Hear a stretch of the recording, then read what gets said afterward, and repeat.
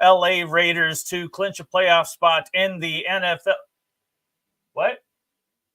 Oh, shit. Okay. Hey, Premier League action today. We had Brighton and Southampton, and Brighton could not do themselves any favors. They did do a little bit of a favor for Southampton, who ended up picking up a very, very rare point to remain all the way in the basement, the crapper, as I called it a few seasons ago. For those of you watching here in the States, a happy belated Thanksgiving. For those of you overseas who have no idea of the concept of Thanksgiving, think about waiting an entire year for a Sunday roast. That's kind of the best that I can say. But it was a very good time to be had by all 19 of us crammed into a New York Brooklyn apartment. But a lot of fun was had, and I tell you, the kids, they got me hooked. You know, they gave me a little taste for free, and they got me hooked on this Martinelli sparkling cider. So since I'm on antibiotics, because I attended after dinner last night, I attended a very tainted tenorgy. And I got a little case of the clap, so I'm on some antibiotics. That was not supposed to be mentioned. Cheers! I'm drinking water too. Hey, cheers to you all. Tonight we will be talking Arsenal West Ham, where who knows whether or not the West Ham fans are going to on the show going to outnumber the Arsenal fans. But I'm sure that the banter is going to be tense and just as interesting as always. Also, we will be talking Liverpool and Man City. More specifically, what the hell is wrong with Man City? I know what's wrong with Man City. It's ever since Arsenal took out Rodri, they haven't been able to do fuck all. And I think that's the truth.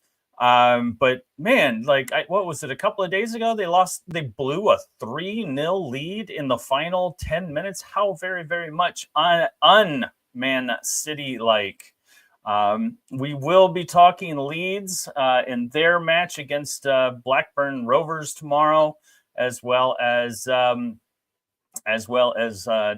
knows what we'll be talking about with Leeds. Who knows? I haven't been able to watch them since they dropped from the Premier League. But since Lolo is not here, I want to talk about my Wolves. We are finally out of the basement. Due to a very, very spirited away win against Raul Jimenez and company with Fulham. I couldn't believe it. It is our first away win since I think the Reagan administration. Following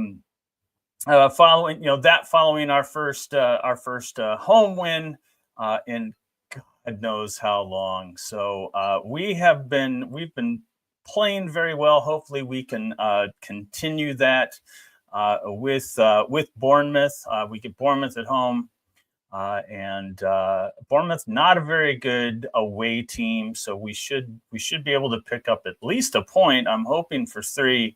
As I've been saying when I was on the show in the past, Wolves were doing so terrible that or the Wolves, as I affectionately love to call them, that we were waiting for the time, when the season will start for Wolves once we get all those terrible, hard to beat, top of the table teams out of the way. So as someone might say in the Midwest, it is you make hay while the sun shines. And right now I'm hoping that the sun is shining on them Wolves, on the Wolves' ass as their tails are up.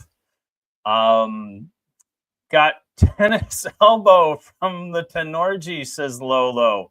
Yes, that's why I'm on the antibiotics. And Knight Rider, the White Knight, may start talking backwards. I'm not really sure what that's all about. But anyway, let's see who do we have, Mr. Director? Because I'm running out of things to say. Who do we got? We've got everybody. We've got a West Ham fan and an Arsenal fan. So guys, try and keep it mellow. Don't kill one another. Both of you came in hot. I can see it in your eyes. How you all doing? Okay. Hello, Mark. I thought Tony was going to go first, but no, he decided not to. I'll give you the pleasure, Gary. Yes. Yeah, I'll go first then, I guess. Yes. I noticed how you decided to always put a dig in. We didn't knock Rodri out. The man was hurt going into the game. So stop with that. We took him out. Oh, it's all in good fun, Gary. It's all in good fun. That guy should not have been on that field. He didn't want to come to play from the whistle. And then he just, and then his body said, I got to go. I'll be honest. I think their problems run a lot deeper than just missing Rodri.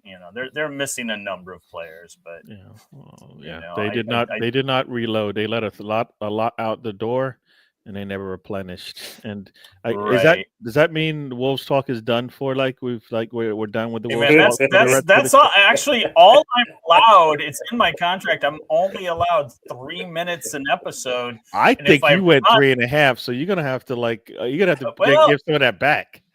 Well, I guess I'll have to renegotiate. I think after 40 some odd months, or you got a contract? Yes, there is a contract out of my head. From all the Leeds fans, when I predicted 2 years ago that they would be relegated, and boy, am I paying the price. Yeah. But Lolo says Arsenal took out Rodri. Mark, put your head on straight. My head's on straight. Yeah. I love to give the Arsenal fans shit. You do. And since, look at that, and see now you got Tony thinking what? You see. And since since West Ham signed that traitor Lopetegui, I'll probably be talking shit about West Ham for a while too, because Lopetegui had to have Max Kilman, and that's one of the small sources of our problems is in the back. We're pretty banged up, and boy, we could use Max. And I really hated the fact that, and this is stoppage time for Wolves talk. I really hate the fact that a lot of the fan base for Wolves really just hated on Max Kilman and felt that he wasn't an adequate captain. And I seem to believe that we are now paying the price. Anyway, tomorrow, 12:30 Eastern time in the Brooklyn area, we will all be glued to our computers and TV sets and radios and God knows what else we watch football with. And we will have Arsenal versus West Ham. It is at West Ham. At the London Stadium. Last year, I seem to remember that there was a bit of a defensive clinic put on by West Ham. I think Arsenal had like 7,000 shots on goal, and they got shut out. Is that what happened? Shut out and made our way all the way home. About half time. Yeah, it was painful. It was painful. I mean, I know pick up person pictures. I mean, they say you're supposed to stay till the end of the game, but I know for a lot of people, I know my friend of mine, he said I couldn't hang around for that. But hey, we beat you twice that season, so it's all good. It's all good. Yeah, well, we're always awful. We just skating by the skins of our teeth or the skins of our potatoes that were sitting in my sink yesterday after making 6 pounds of them for dinner yesterday. Or did last year Arsenal lost at home and then beat at West Ham? Yeah, we beat you in the cup. I don't remember. Beat in the league, and of course, you came back and made up for the 2 games basically in one. Yeah, had to show everybody that it was a blip. Yeah. Yeah, that's the one. That's how it is. Everybody's like, "No, it's not a blip." It's like, no, that's what a blip looks like when you come back. Like I wasn't expecting 6-0. Let's just say that, but definitely showed that that was not, that performance is the beforehand where that isn't the norm. So yeah, it was good to get that win because we needed it, but wasn't enough. Wasn't enough. I mean, take one of the other wins, and who knows what could have happened last season. But you gotta play our way through the 90, and you can't let give teams a little bit of a hope in games. You need to try to put them away, and if you don't, then guess what they're gonna do? It's kind of look at all of our losses last season; they all look the same. We came out and didn't do a job, and other teams did, and we paid for it. So yeah. I hear a lot of people like not too many West Ham fans talking too much about Rice, or maybe they are. No, I think a lot of them still big up to Taib as well. A lot of people still have a respect for Rice. At the end of the day, yes, we knew he was going to move on at some point, be it Arsenal or another club. But when he moved on, okay, he got a little bit of stick. But you still got to commend what he did for the club. He was a legend. He was the captain for the club. He was immense. He covered every blade of grass on the pitch. He gave his heart and soul. And even with the move, when we knew it was all pending, it was going to be happening, he still was respectful up to that point. And even when he scored the goal against us, he was still respectful to that point as well. And that's what sometimes you expect from certain players. There's some of them that don't. Adebayor rings the bell for some reason. When you look at something like that, there's respect and there's kind of lack of respect. But with Rice, that's what we got. The only kind of thing that I think a lot of West Ham, and I think a lot of people were saying, when you say you want to join a club and win things, need I say more? Yeah. Well, you better give 110% to get to that win. We're still waiting. Yes. Rice definitely left on a high note. Yeah. He brings the trophy to you guys and says, "Okay, my work here is done. It's time to move on." And now you got to talk the talk and walk the walk. And so far, until Arsenal is putting their arms up in the air, as people say, it won't matter. It won't matter until that happens. So, and that's kind of the goal. All of this is not just for let's see if we can play some good football. At some point, got to put your arms up in the air at the end of a game and be holding on to something. So, yeah, that's the ultimate. Oh, hey! Oh, wow! Oh, wow. You were saying about my Tash. Jesus. But yours seems cultivated. Mine's laziness. So. I'll just think, all I've got is Phileas Fogg vibes with you, mate. That's for sure. I'll have to Google who that is. So 80 worlds around the day, around the world in 80 days. That's a lot of worlds for one day. Oh, is that Phineas? Now he's going to play like Phineas he doesn't know what that is. I'll tell you about any other nonsense, but you bring up a classic, and the man's like, I don't know. No, I know what Phineas Fogg is. He didn't say Phineas Fogg, hence why I didn't know what he was on about. Gary. Gary. What you need to do there, Mr. Tom, Mr. Finger, the duck, you'll have to call him Despartout. That's what it'll have to be from now on. I'll take that on board. I mean, don't get me wrong, it'll be gone in 2 days, so is what it is. But how is everyone? That's good. I was gonna say, yeah, I'm like finishing up watching Predator 2 when he finally kills one, and then he looks up, and then like 20 of them show up, and he's like, "Oh." Luckily, they were done killing, but and then they're all like, "Actually, we respect you, Danny Glover. Have this gun that we got from 1800 whatever, from Spanish Armada fleet or whatever." I don't know what I was talking about there, but it was Danny Glover. He's the man. Yeah. In Predator. I think Predator 2 was better than Predator 1 because it was in the city. I think you're lying. You're lying. I think I stopped after Predator 1 or just No. Predator 2 I think was good. Enough. There's just some, for me, Gary, there's some movies that just don't need a sequel. genuine racism there from Gary, right? And you could go, oh, I don't think you know what that means. I know what it means when you're telling me that the University Love Classic with Arnold Schwarzenegger, and you're going, the Danny Glover version is better.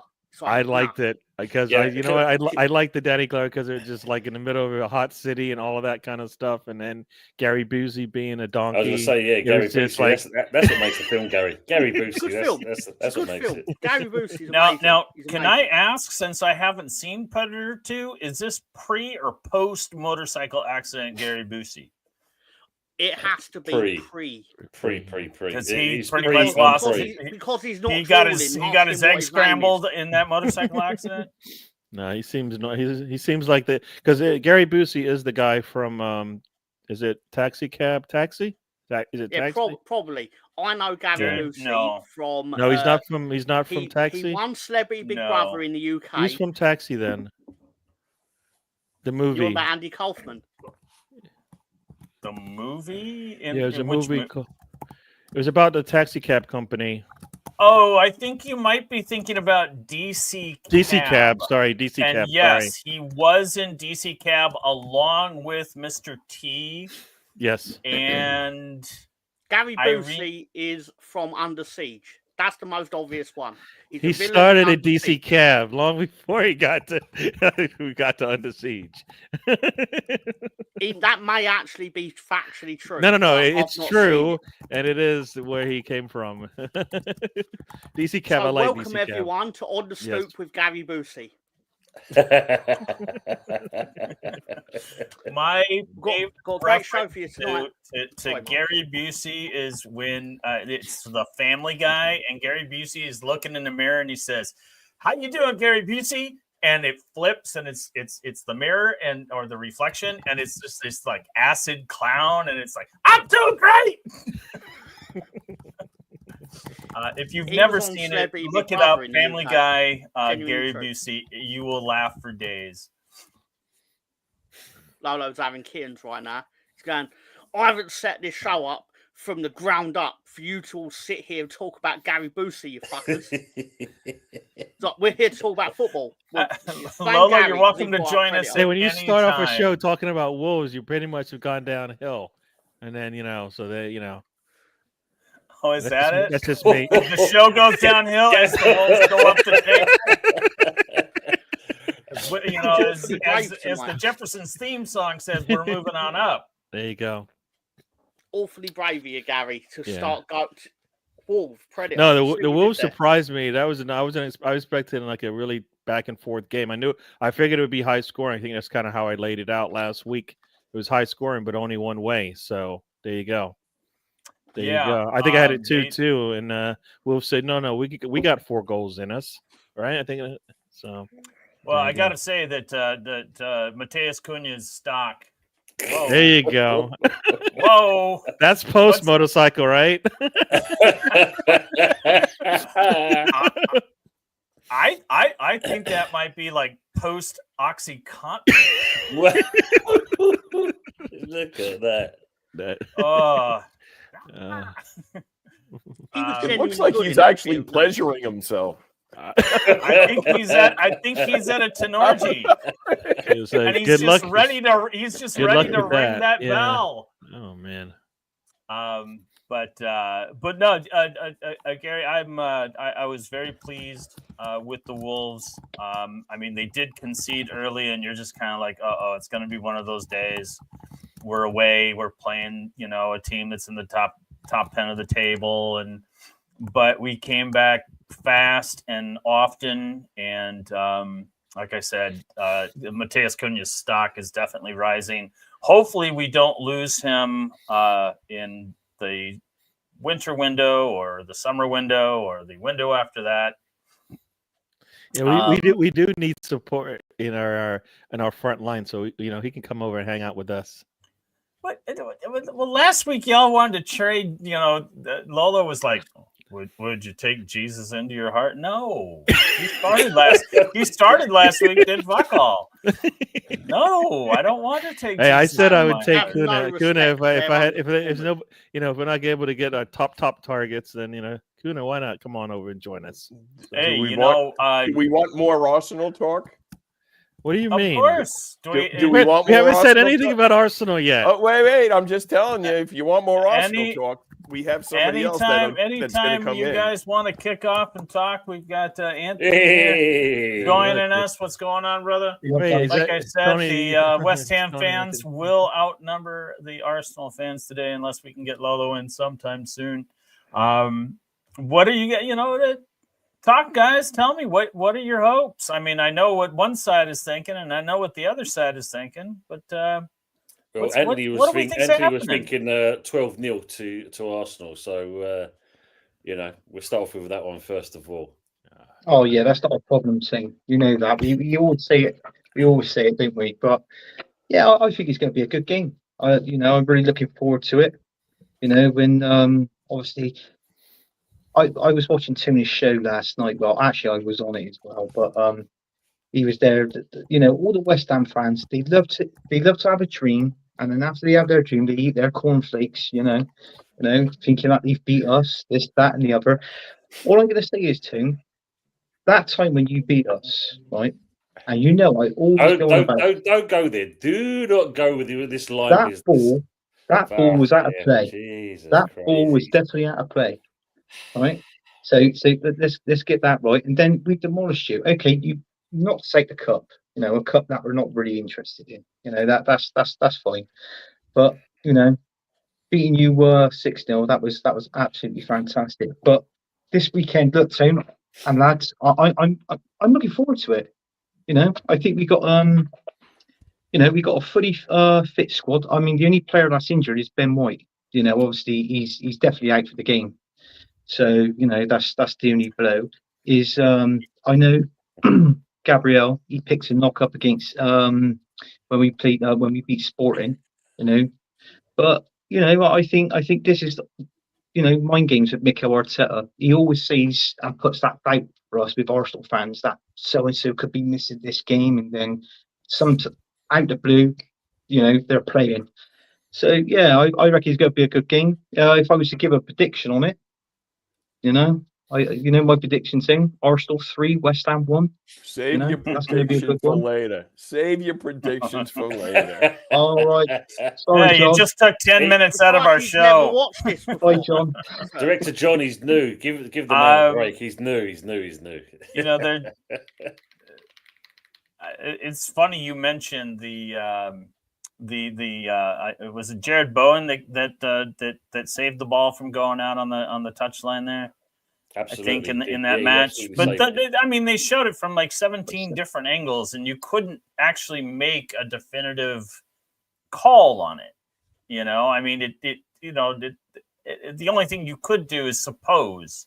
It's like it looks out to me, or it doesn't look out. It doesn't look out to the West Ham fans. And I think that the two sides could argue that one to death. But as a neutral, I watched that game. I couldn't tell. And so I guess I didn't even know what the right call would have been, because I just, from all the angles they showed, and I seem to remember that they that there was two issues on VAR with that play. One was the ball being out, and one was whether or not it was offsides or something. I'm not really sure, but they deliberated over it quite a bit of time, and I still, from all the angles, I couldn't tell as a neutral. I know that's going to get me in trouble with Lolo and about whenever he decides that he can come on. I can already see it in the comments somewhere if I was to scroll, but I'm not a glutton for punishment. There you go. You mean didn't save it. You see? That's the Arsenal side of the argument.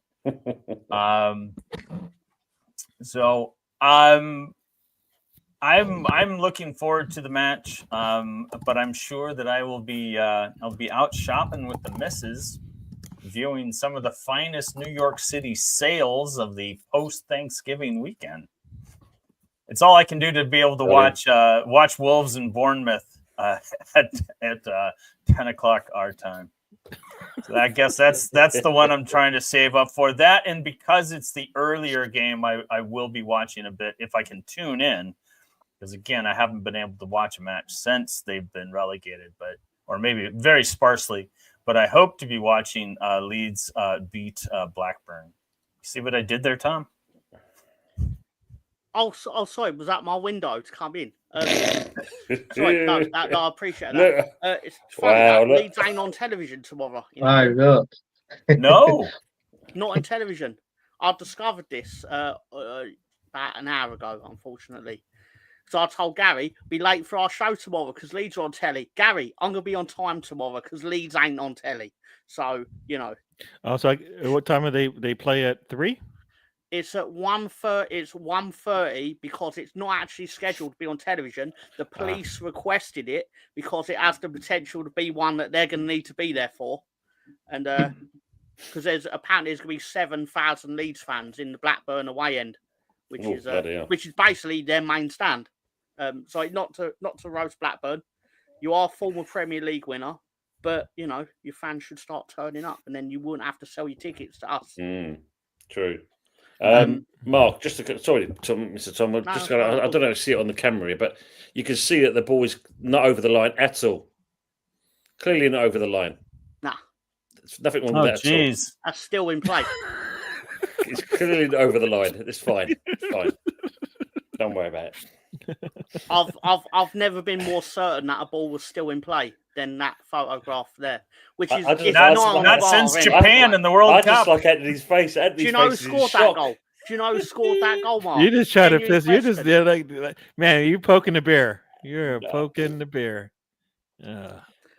Mark, who scored that goal? Where here in the UK, Gary, that's called slander. I'm not really certain. Is it an own goal? It's Tanaka who plays for Leeds now. He's actually the goal scorer in the goal that sent Spain out of the World Cup.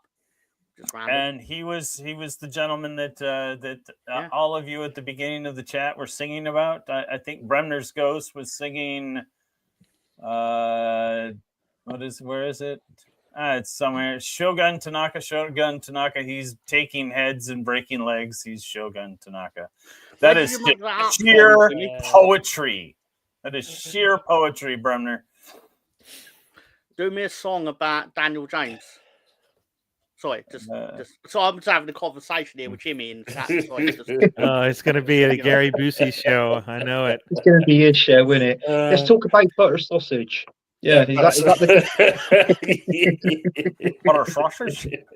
It's just sad that when he talks now that his dentures are just so big that it's like he's perpetually talking with his mouth full. For those of you who are just joining us, this is the Gary Busey tribute show with just a little bit of football talk in between. He used to forget to put his trousers on when he was in the Celebrity Big Brother house, which I'm not a regular watcher of, but I saw enough of it to know that Gary Busey is so mentally deficient that he actually would forget to get dressed, but then would walk around the house like he was dressed. And it's quite a sad thing. He won though, so he won the money, which he clearly probably needs. So, wow, that would be a bit awkward now, isn't it? You're seeing carrots. I don't know.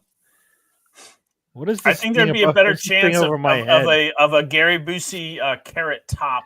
No, it's ironic that Gary Busey was the villain of Under Siege. That is not what that's not what he's known for. DC Cap, stop it. No, he's known for being the opposite to Steven Seagal, who I do know you know very well, Gary. No, John, do not. John, stay away from that button. I'm a bit of a magician. Stay away from that button. John, don't do it. Don't let me go over there. It would have already been done. John's clearly not paying attention. Hey, Lawrence. Boy, Lolo, you better get on soon. It is now 3-1. Gary is going to start feeling ganged up on. Who needs it more? Who needs a win more? Arsenal or West Ham? Hey, Mark, Anthony is an Arsenal fan. Yeah. I wasn't going to tell him because I don't know. I've never met this guy before. You see what happens, Lolo, when you send me on my own after 6 weeks of not being on the show? I was going to say something, but I was like, nah, I'll let him. Go ahead. I'll let him I have no on this idea. One. I was out for 6 weeks or maybe even longer. due to all sorts of wonderful and terrible things to happen. And then I moved, and here I am. I came back last week. I was all super excited, and then about an hour before show, it's like, hey, can you run it solo? That's a message from Lolo. And I said, oh no. This is Bave Station. Big up to that website. All right, so the panel is even. We've got them broken up, divided. We have the neutrals over here. The smart guy right above me. Yeah. The smart guy above you, spawning back from 6 weeks from Rikers. Yes. Didn't take long for that, did it, Mark? He's got a little bit of a limp. He walks a little strange now. I'm still recovering from all the tryptophan that I digested yesterday, Lord. Processed yesterday. And today for leftovers, I got you. I'm there. Yeah. No, I'll say this: the last two Arsenal matches and even the Chelsea match, hopefully, is a sign of things to come. Continued performances like that. I go by performance over result all the time, and so yes, so I'm expecting the same again tomorrow. We'll just hopefully getting better each day, just a little bit. So that should be not much fun for West Ham if we are able to do that again. They will be coming though. Yeah. But that's an okay shout. Yeah, it's an okay shout. The last 5 matches, you guys are 1-2-2. Now you had 2 great matches. Now Sporting, you killed them. Forest. I'm only going by the last 3. You can keep going as far back if you want. Well, the last 3. We're trending upwards. You're gonna try to bring me down. Sorry, no. I'm going to you're playing West Ham. I want to try to bring you down. Now you remember, if you want to say the last 3 in the Prem, you lost to Newcastle 1-0.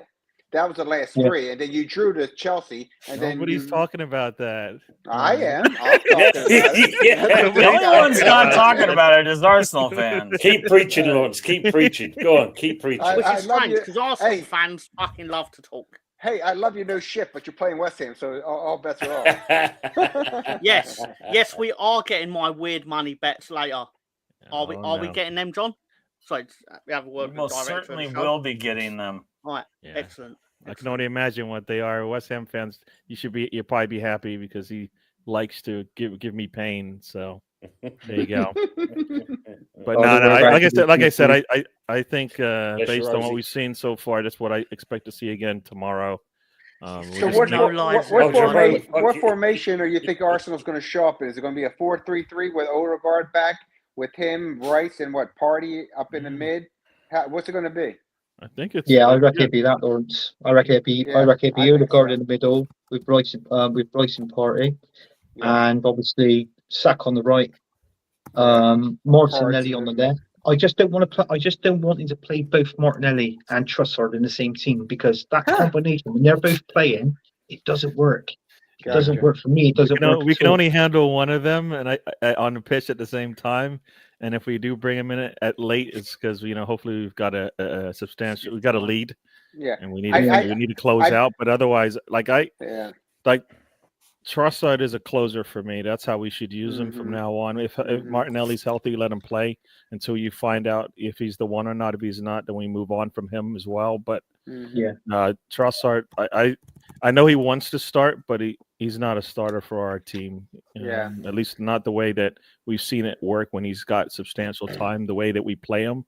So go ahead. Sorry. No, I was just saying but I thought Martinelli's got a lot more spark this year compared to last year. He seemed like he struggled a little bit last year, but I started seeing the last couple of matches that he had a little bit more the stuff that you've seen in the past from him. So that was another one that kind of, but just to go back, and I don't do as many shows as Tone. Tone's got about 101 day today, but just looking it up, and we talked about a little bit Ant yesterday and different things like that. One thing I was impressed by, even with Saka was hurt last year, but you guys scored 21 goals in the Prem. He's got 4 goals and 8 assists. So that means he's been involved in 12 of the goals, and that's really good. Ant was telling me another story, and someone else was too, about how he plays, and he goes more into the middle to create. So I think the key to West Ham tomorrow, in my opinion, even out of all of them, is containing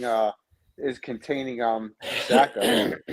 Yeah, I mean, I think it's going to be a little challenging now because we're getting a lot more out of Timber now because he's coming up and overlapping, and he's being a little bit more offensive than most people thought he would be. So I think, yes, going after Saka will help, but like you're going to see Timber in that Chelsea game, but in the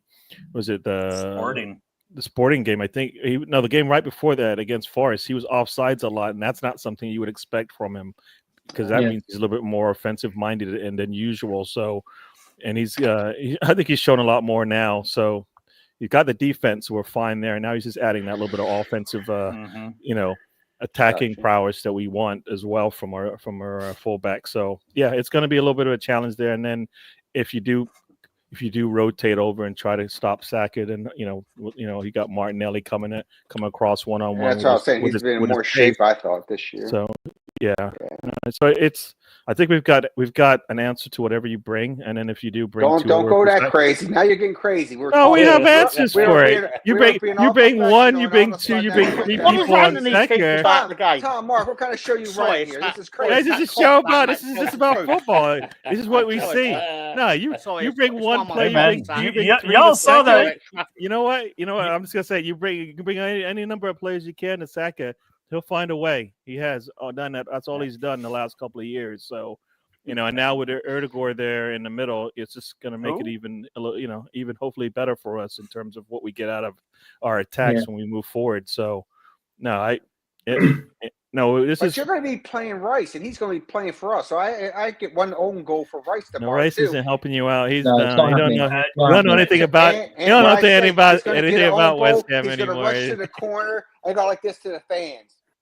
Yeah, I don't see that before. He really did that before, didn't he? What I would like to see, and not to take anything away from Arsenal. I as a neutral, I expect a very good game. But what I want to see is I want to see the squad that played Newcastle last week. 100%, Mark. They played a lot better than I've seen them play, and I guess really what I'm getting at is the West Ham that I've seen this year has been wildly inconsistent.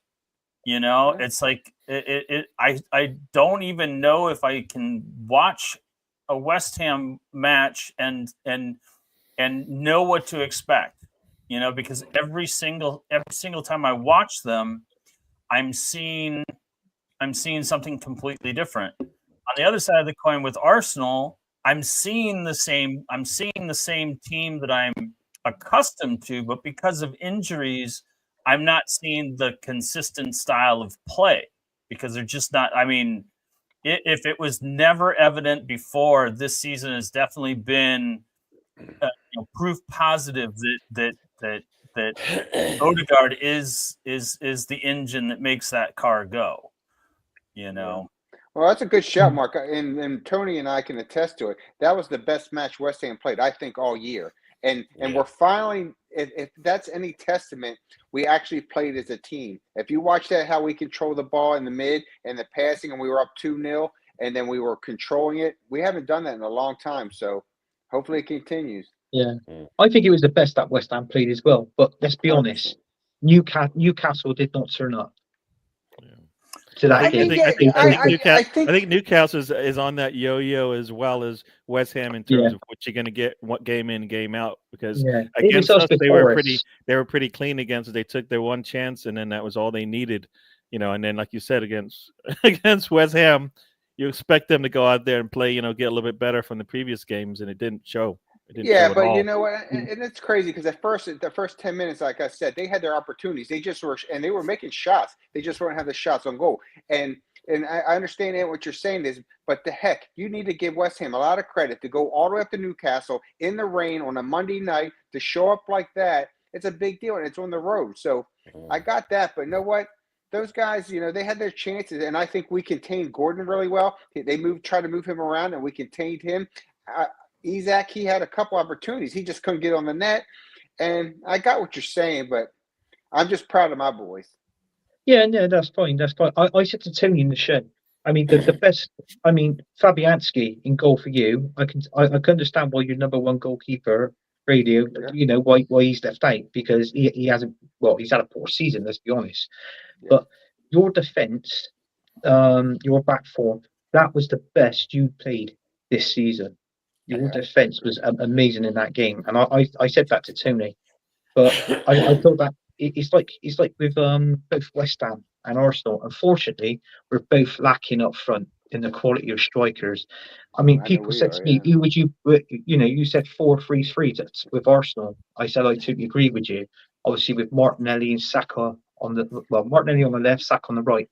But up front, on the striker in the middle, I don't know. I think you could either play Kai Havertz or Jesus there, because, in all fairness, both of them are not in form at the moment. Okay. Both of them are not scoring. So it really doesn't make a difference who we play there in that middle, in all fairness. Gotcha. I think Jesus is a far off pace and far off form than Havertz is. I would like Havertz to be a little bit more aggressive. He just seems like it's like going to sit back and wait. And I'm like, no. You need to go and make yourself, your presence needs to be felt against that back line.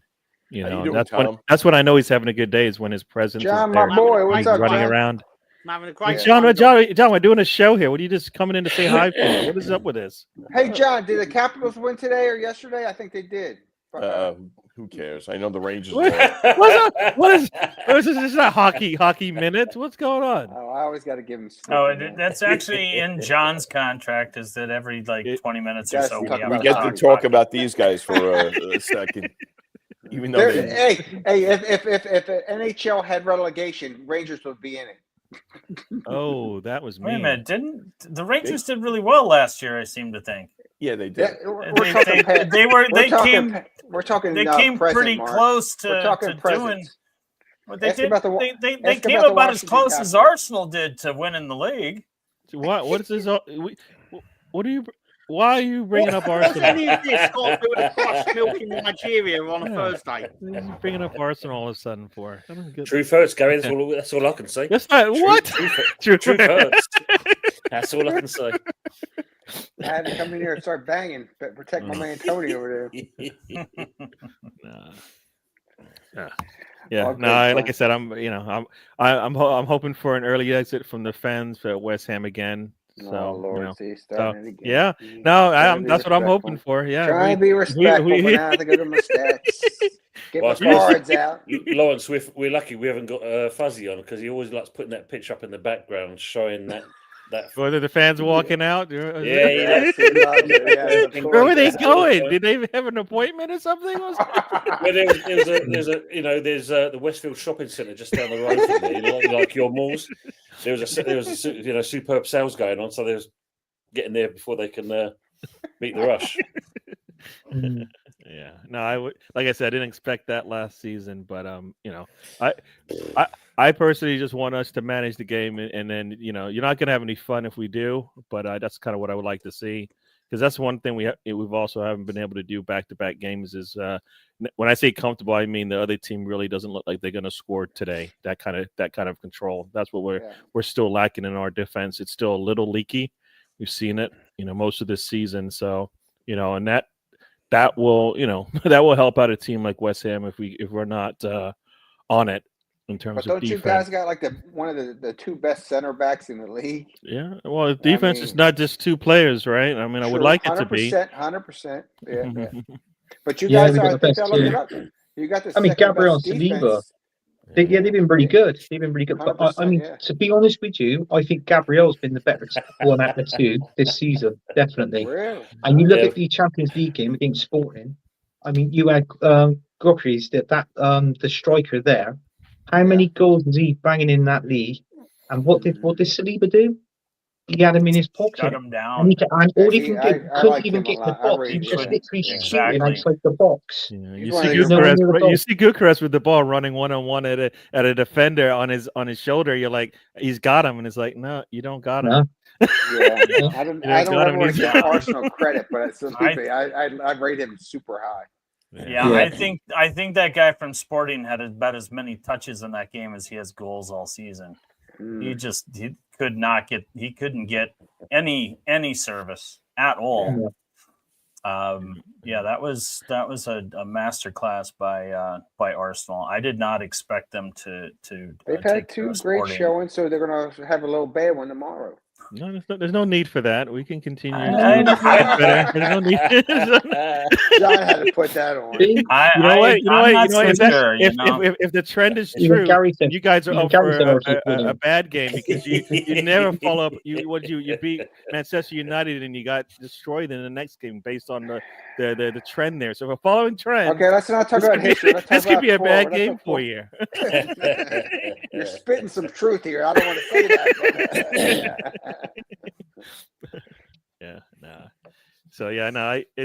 It's gonna. I'm looking forward to it because I want to see how we're doing based on where we've come from the last, like I said, 3 games. So, shit, 8 goals in the last 2 games. If you add Sporting, and you only gave up 1. I mean, that's pretty impressive. Even go back to Chelsea, you drew 1-1. So, I mean, I think you guys are in proper form. You know it better than I don't watch all that. But I think, hopefully after that Newcastle game, playing as a group. And I think what Tone said before, and I agree with that, is that if we don't get the result, and I see that they play really well together and as a group and collective, and they play really hard, and that's good for us, for where we're at right now. And then we take care of business against Leicester City and Everton, because we have 3 games in 3 matches in 10 days. We have the Saturday, we have Tuesday Leicester City, and then we have the Wolves on Monday. So I just want to look that we put it together tomorrow, and we look as a collective team, and we have something where, as fans like we are, Tony, and you're probably right, is that we kind of see what they're trying to do. Because at the beginning, we didn't know what Lop was doing. We didn't know what are they trying to do. Oh my God! Something you need to see. I don't even know what Lawrence. Whatever you were saying, and it brought up that video, that little gift there. I don't get what. How did that? I just wanted to keep him quiet.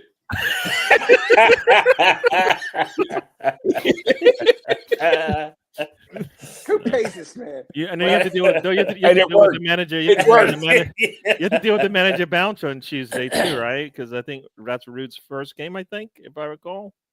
Oh, I'm sorry, I lost it with the juggling. The juggling. So it was juggling on the show, and then everything just went out the window. Yeah.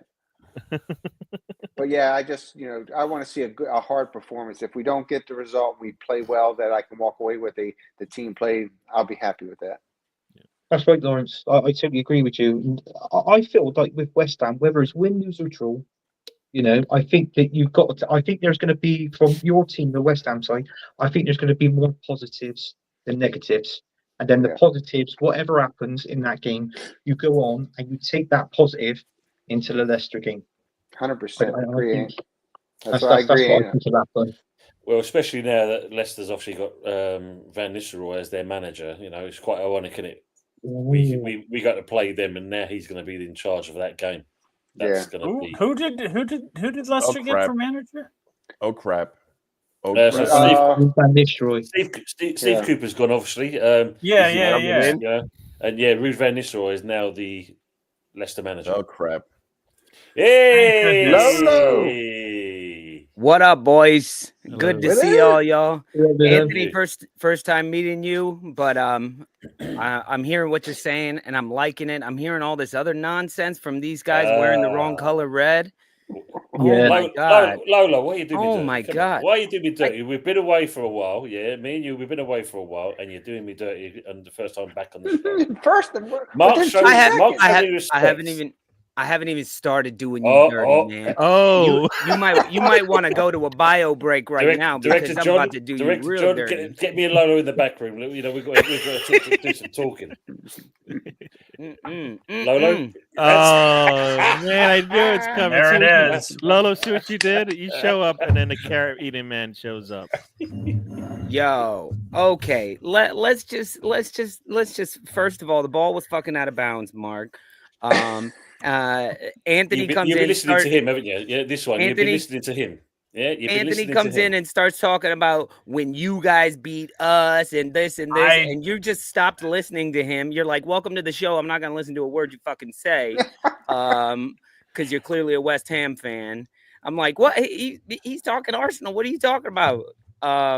And let's just say, listen, West Ham, you guys are playing shitty football and you're not being as good as you should be. I think you are a better team than your record shows that you are. You should have kicked off the same way y'all had been playing last season. Very strong side. You've had a rough start, very similar to Wolves, where I think both of y'all are just fucking fine. There's no worry about any relegation going on with Wolves or West Ham. You're both going to be fine. Now, you beating Newcastle, hell of a result. But as I put in the comments, had that Isak goal not been offside, they were going to steamroll you. You turned it around and got a quick goal, and you shut them down, and they broke down mentally because their midfield is a bunch of thugs that don't like none of them like playing with each other because they're all a bunch of assholes. And that's for you, Tony, who's in the comments, who's a Newcastle fan. Yeah. Your midfield is a bunch of thug assholes who don't like playing with each other. When things don't go right, they collapse. So West Ham did exactly what they needed to do. Now, if they get an early goal against Arsenal, it's not going to be the same game. Just saying. I can see y'all giving a goal. We've been leaky. We've given up goals. Agree on that. I'm just saying we are a much better team than Newcastle. Yes, they beat us 1-0. Okay. We're a better team than they are, especially with Mr. Martin Odegaard back. All right, Lolo, man, he's like they're doing you dirty, and wow, you're on your own show, man. No respect, no respect at all, man. No respect. They had an hour with Mark letting them get away with all this nonsense because Mark's staying neutral. Very neutral with his Leeds scarf and his Arsenal scarf behind him. He's an Arsenal hater. Come on. Mark is a gooner. These hang behind me because they are the first and only Premier League matches I've seen live. I thought they were proud of you because you were in the bathroom right now. That's part of toilet paper. Whoa, Lord. Man. Oh, No. You do not be talking about Leeds United that way. What is that? That's a nice looking throne you got there. I saw the Arsenal. Well, I keep saying that letter against the on top of Tony's bus there. That was that seating. So I got my glasses. Good. I think it's pronounced. Oh yeah, that's right. No, what that is European champions. I can do both sides. We know who we are. We're European champions. That's what we are. Yeah, but we've won it as well. We won it. Right? What year? You know what year? Cup, man. Cup Winners' Cup. Alan Smith scored in the final 1-0. We beat Parma. That was out in Copenhagen. The final was there. That was what, 2006? I think my underwear I don't have underwear that old. I mean, 2022, we take it down. That's what we do. It was back in the early 90s. And then Lolo, it's good to see you. But it's still a European trophy. It's still a European trophy. Scored that we were controlling that midfield. We were passing the ball around. If you watch that match, that was the best performance we had as a team. We at the end of there, even the second goal, you're talking about confidence, whatever. They had their opportunities in the first 10 to 15 minutes, and they couldn't even find what it was. I think Isak, he thought he was kicking a field goal. He didn't know where the hell he was getting. It was going so fucking high up. So what Lawrence, we were passing the ball. Isak was in behind y'all like Mark Selly in prison. Man. He was standing behind. He was there behind your line. He had you guys on skates. If you're offsides, a lot of people can get some goals. A lot of people can. You got to be on side to get the goal. It's part of the game. Okay. So you had him the whole game. It's holding the game up. I think I think we definitely had Gordon in our back pocket, and I think Isak had a couple opportunities that he couldn't do it. So you can say they're off or whatever. Hey, if you're a good team, you got to finish those things.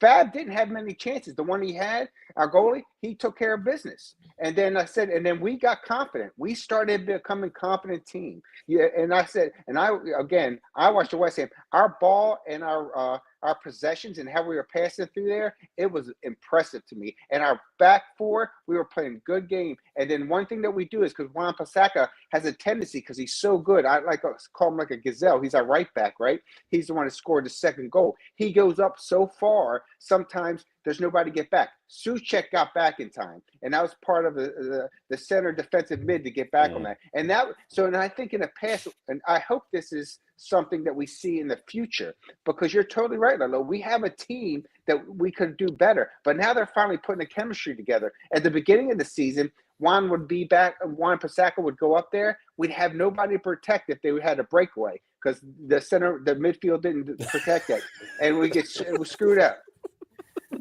Yeah, Lauren's getting paid by the word.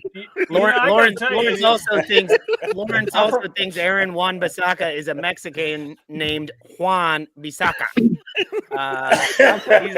He's like, when Juan was running up. I'm from Baltimore. I talk really fast. I mean, that's 7 grand he's on already, isn't it? Let's be honest. Son of a bitch. No. But you make a good point about that match with Wan-Bissaka, because he is a one-on-one defending beast. Going forward is not his thing, and yeah, he got a goal, cool, but that's not something. It's not something. He's not a Vardiol, for example. And if he thinks he's going to be running up the wing, he's on the right side, so he's going to have Martinelli. He's going to be able to backtrack and cover Martinelli. All right, go for it. It won't be the same. It won't be the same game. You know, there's no way. Yeah, it's not the same game at all. He's not going to be making them runs and that. I mean, we're hearing. But you're right. Souček had the game. Souček was the one for me. He's the one you've got to watch out for. I mean, I say with Wan-Bissaka, there's some kind of rumor going around that it's possible he's going to play on the left just to kind of combat Saka. Whoa. Souček, you always said to me, Tom, he was crap. I listened to you and I took him out of my back. Yeah, I know he's crap.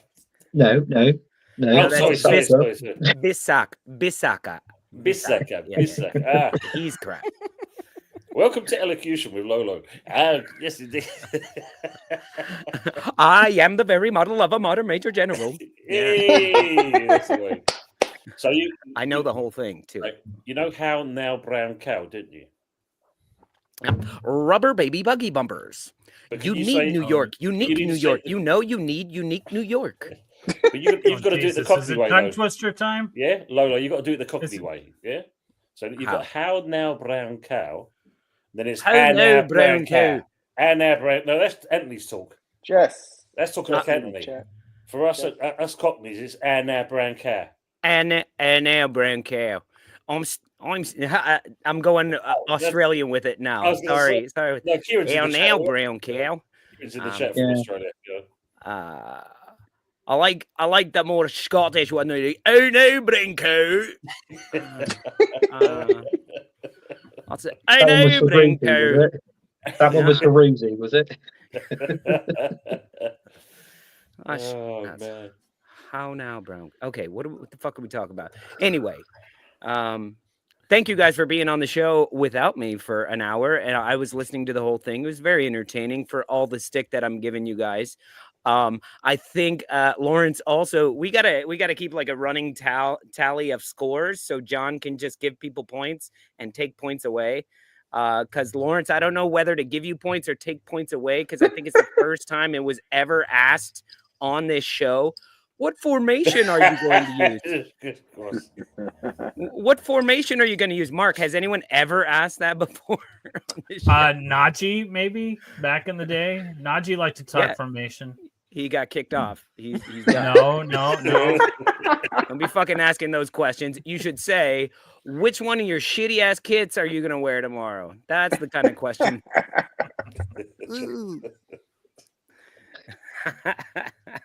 Anyway, happy hour. Good to see you guys. Happy Thanksgiving. Happy Thanksgiving. I know I just got here, but we are an hour into the show. If anybody needs to take their bio break, we can do a halftime little bio break if you want. Mark, If you're cool with that. All right. He's already in the bathroom, so it doesn't matter. He just can just go. That's fine. So if anybody needs a second, we're just gonna play a real short video, but then I'll pop back on and I'll start talking shit until everybody gets back from the turlet. But Mark and I made a little video where we are saying Happy Thanksgiving to you all. So John, if we could play that, and yeah, and if you need to use the restroom or something, now's the time. We'll be back in just a minute. One. Yeah. What's up, guys? Look at this. Lolo and Mark in the stoop cooking up a storm. Yeah, Happy Thanksgiving. Hope you're eating well. We got ourselves a little Brussels sprouts and apple here going into the oven. Got my little brie cranberry bread. Oh, we got that's turkey hot. covered in bacon. You're not cooking if you don't get burned. All right. We love you guys. Happy Thanksgiving. Peace. Wish y'all were here, but I'll drink my own beer. You ain't grabbed his hat to film. No, I think they're gonna film. They're just taking food in the oven. I smell your skin. Oh no. This is my favorite part. Because Mark burned himself, of course, on the oven. But yeah, great Thanksgiving was had. I hope you all had a good Thanksgiving if you celebrate it. If not, I just want to say I give thanks for all of you all who show up every Friday night and watch us and comment and go go right along with the nonsense that we love to talk about here on the show. So who do we have back here? I think Tony's still back here. He's got a little pee bottle at his desk, so he went and he's back. Let's get him back on here. But Tony, before everybody gets back in here, oh shit. Never mind. No, but for real, it should be a very interesting match tomorrow. Definitely. You guys are one of these little bogey teams to me, because I have a lot of love for West Ham. I have lots of West Ham friends. So I have a lot of love, and then the Declan Rice thing and all that. And you're like, we both hate Tottenham so much that I feel like there's a lot of love for West Ham, but you guys do tend to give us troubles even when you're not playing so great. So I was kind of happy that you won against Newcastle. So you're like, all right, we're doing okay. And you'll be a little calm. And we can kind of run over on you. What do you guys think about the match tomorrow? I think the good thing, I mean, you found a bit of form, don't get me wrong. But at the same point, your Sporting game and us with the Newcastle game, both teams are coming into this game with a positive vibe, because as Lauren said there, when you think of the last 11 games was woeful. I mean, the up and down formation of the team and the results. And then Monday, I don't know. I just don't know what went on there. But everyone had an energy about them, and it just was start to finish. And also the subs that came on doing exactly the same thing. So if we can keep, as long as this manager doesn't change this team around, we can bring it into this game tomorrow, or today, shall we say. So it's one of those.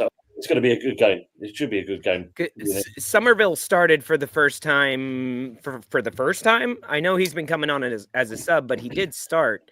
He started that because was a big difference. It is. Well, remember, don't forget, Kudos has been suspended, so Somerville said his opportunity. So when you look at that, he's one of our shining lights, basically, and I think he could obviously terrify your defence. I mean, who's playing right back for you guys normally? Right now we have Durian Timber. Well, it will be Timber playing because Ben White's injured. So that'd be a good competition. Just them two alone, just that part. Yeah, I'm not too sure. I think Calafiori and most probably play left back. Yeah, I think yeah. so. And then he's got to deal with Bowen, and also we've got to deal with Saka. Yeah. So, yeah. I think it'll actually be Thomas Partey who will be having to deal with Somerville the most, because Somerville does like to go inside and create chaos, and that's what our octopus Thomas Partey there with his long legs sticking in crazy tackles that the people don't expect, where maybe we can get on a break if Timber's not having to stay all the way back there. Partey has been immense for us the past few weeks. I know everybody's talking about Odegaard and performances from Saka, but I mean, I think Partey could bench Rice right now. Rice has a broken toe, but but in form wise, Partey's been immense. What do you think, Gunners? Yeah, I think he's been good, Thomas Partey. I mean, he's been excellent. When you go back and basically when Odegaard got injured as well, I think we were right without him for the first couple of games, and then suddenly the results they just started to plummet. They started going down. And now obviously Odegaard's back. He's made a big difference within that midfield, that more creative style in the midfield, if you like. But yeah, I'm optimistic. This is going to be a good game. I mean, don't listen to these West Ham fans. They're not going to win. They're going to play well. They are going to give us a game, but they're just not going to win. So and I hope that we Lodge, Arsenal fans are delusional, don't you? We're hearing it in full effect here. It's in stereo, unfortunately. I was getting insecure. I was talking keep too much. I love what you got to say. Keep going. These guys, they got there's something wrong with their headphones. I think you guys recharge the batteries or something on them. They're not coming in. There's a lot of static on them. I think you need to. Do you know what, lads? My dad always said to me, never trust a West Ham fan with a wonky moustache. Right, so this is true.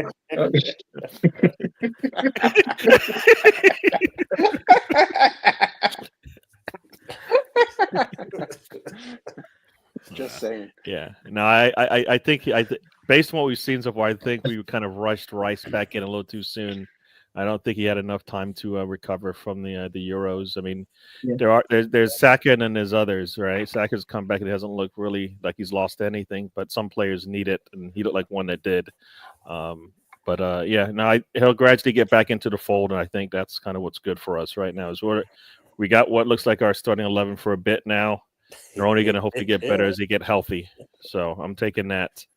You guys were talking about the West Ham game. For me, anyways, I like teams coming in having won games than lost. So, they're going to be happy about it. They're not going to be really looking over their shoulder at the next game going, damn it, we got Arsenal coming. They should be confident coming into that game based on how they played. So we're going to get the best out of them as opposed to a team that's like, we cannot lose to them. They're going to feel like they might be able to get something from us based on, especially, if the last 3 games, right? The last 3 West Ham games, they've at least 2 of them, they got what they wanted out of it. So, they should feel confident about that. But yeah, so I'll take you. That's good that you got the win, but it's good that we also have been trending upward. So, we'll see what happens. Right. Everybody saw, everybody thought, well, Forest would give us a game. And we were able to. We looked really good in that one in terms of what we did to them. We go to Sporting. People thought that was going to be a challenge for us as well. We kind of showed everybody, look, this is what I mean. I think we've just gotten back to what I thought we would be going into this season based on what we did last season.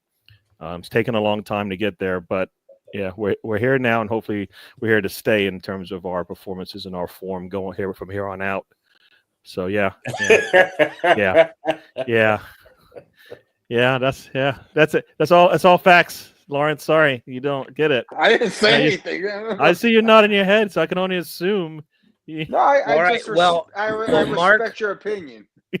Well, Mark, not really. It's time for you to clarify everything that you've just heard as the lone neutral here, because Tom has chickened out of this conversation. And so, Mark, as a neutral, let's hear your thoughts on this match tomorrow. Wow. Okay. You didn't think you were going to be allowed to speak again once I came on the show? I tell you, I'm kind of like valid. It's kind of like Penn and Teller sometimes. I don't know. Sometimes I'm Teller, and if I speak, I get beaten. But I think that it's gonna come down. Sorry, Mark. I've just got to say that part. That's Kieran's got it nailed on the head there. We normally beat South London clubs. Kieran. Yeah, I mean, if you know. Normally, no, that doesn't work either. I don't have anything. I have no comment on that one. Again, as I had mentioned earlier, I want to see the West Ham team that played Newcastle show up. You know, 100%. although I don't think you're going to have like an almost unmarked Souček on a set piece versus Arsenal like you did against Newcastle. You guys are going to have to work. You're going to have to put together that same performance defensively as you did last year. Different manager.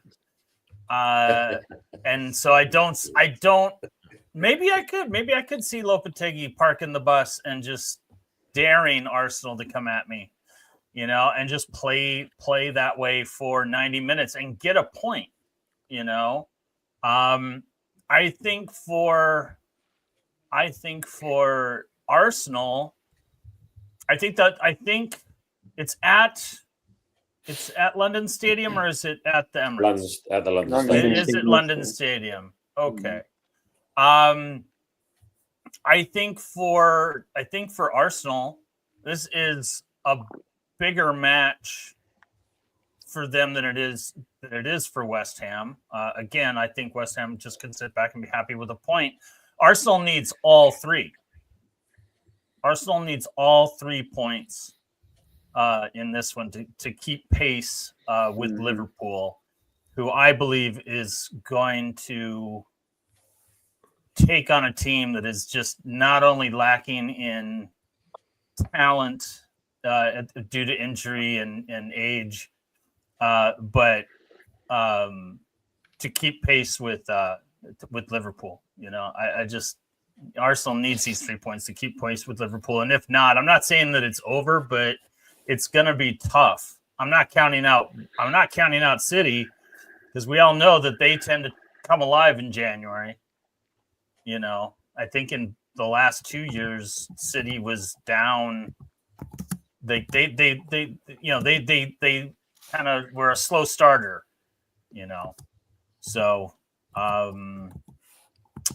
yeah, I'm watching it, or am I not? No, I'm going shopping with the missus. Jesus. Yeah, I know. But, you know, I'll get to watch the Leeds match, and I'll get to watch. All right, who do you think wins it, Mark? Who do you think wins it? Who are you putting your money on? Straight win. Straight win. Arsenal. All right, there Arsenal. you go. That's why we love him. You know. All right, well let's move on a little bit to a different topic that Mark brought up a little bit already, because there's another huge match this weekend, and it's Liverpool at home, Man City. Should have been a massive dogfight of a game, but right now we're kind of limping into this a little bit. Liverpool are winning, and they're playing just fine. They're I wouldn't say they look incredible, but they are getting the results. So it's what you need to do.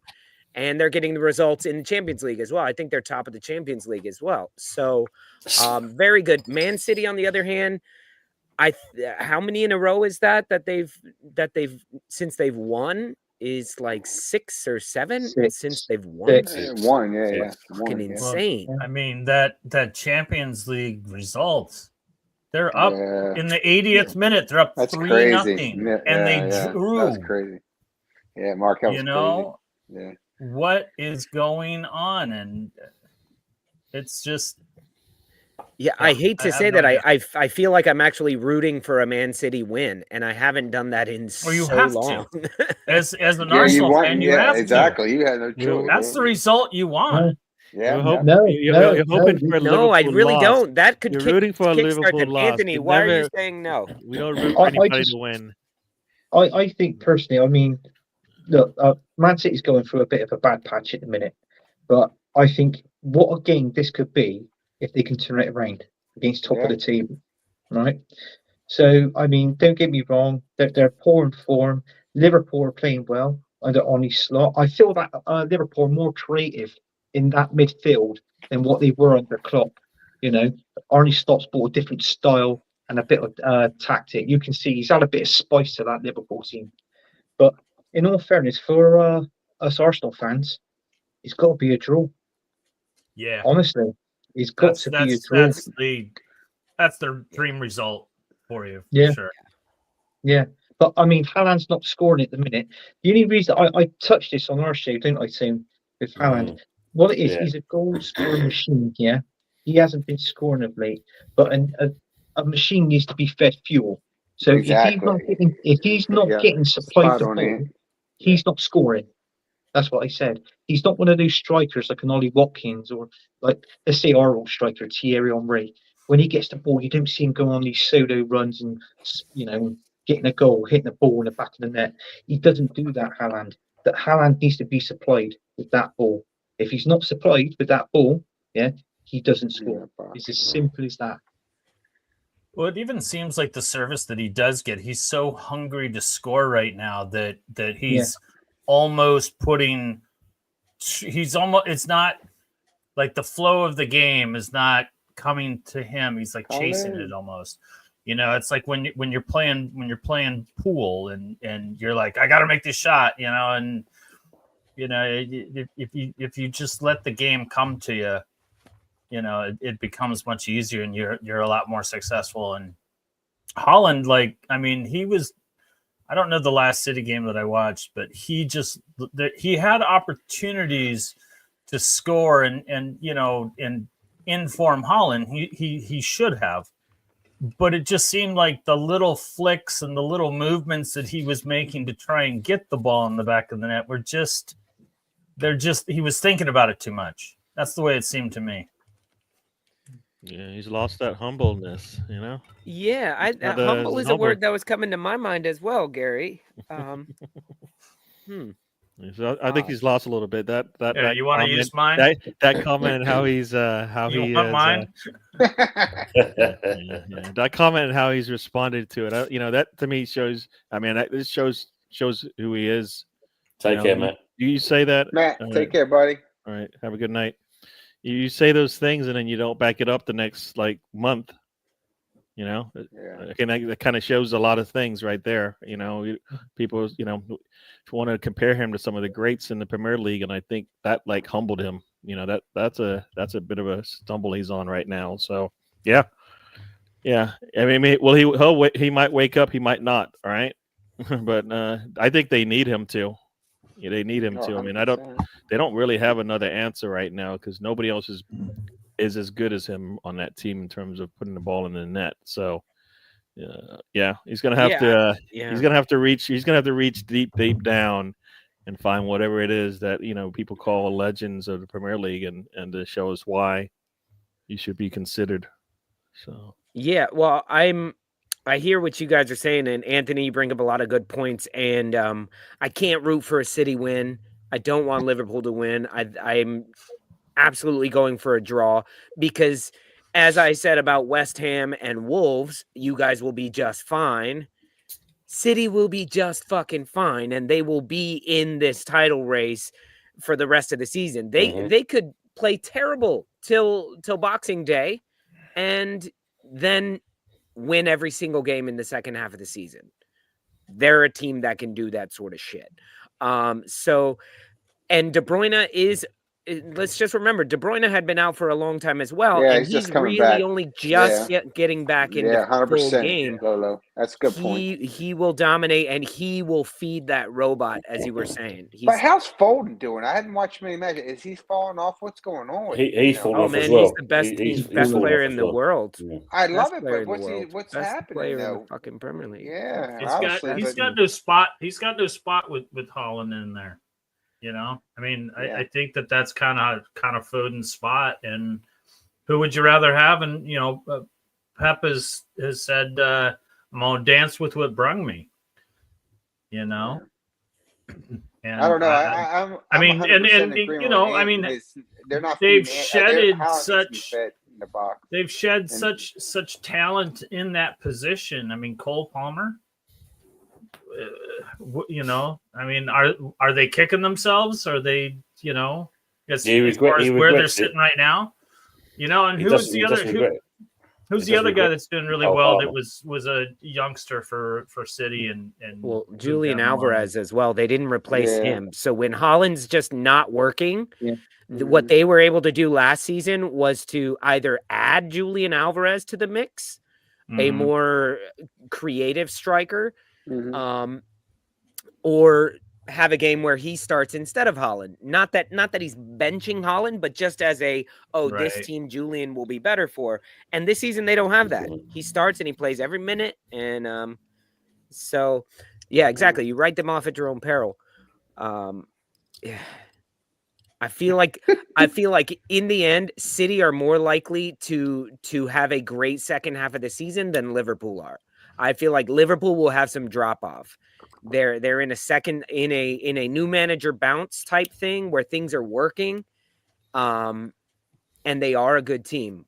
But I feel like City are more likely to go on a tear than Liverpool are. Also you got this next 6 or 7 or 8 weeks without Konate, who many consider one of the best defenders in the league. So I mean, they might win this one, but I think over time, and the Premier League will wear you down. Especially, it's a big drop off from Konate to Gomez. I think it is who they got, and I think Virgil van Dijk can only do so much. I mean, he can only be man for them because Konate has been helping for a lot this season. I think, right? So that's the thing. I mean, they might get the win today, but I think over time it might wear them down. And even if it doesn't, I just think it'll wear them down in that back line at some point, and it will, So we'll see.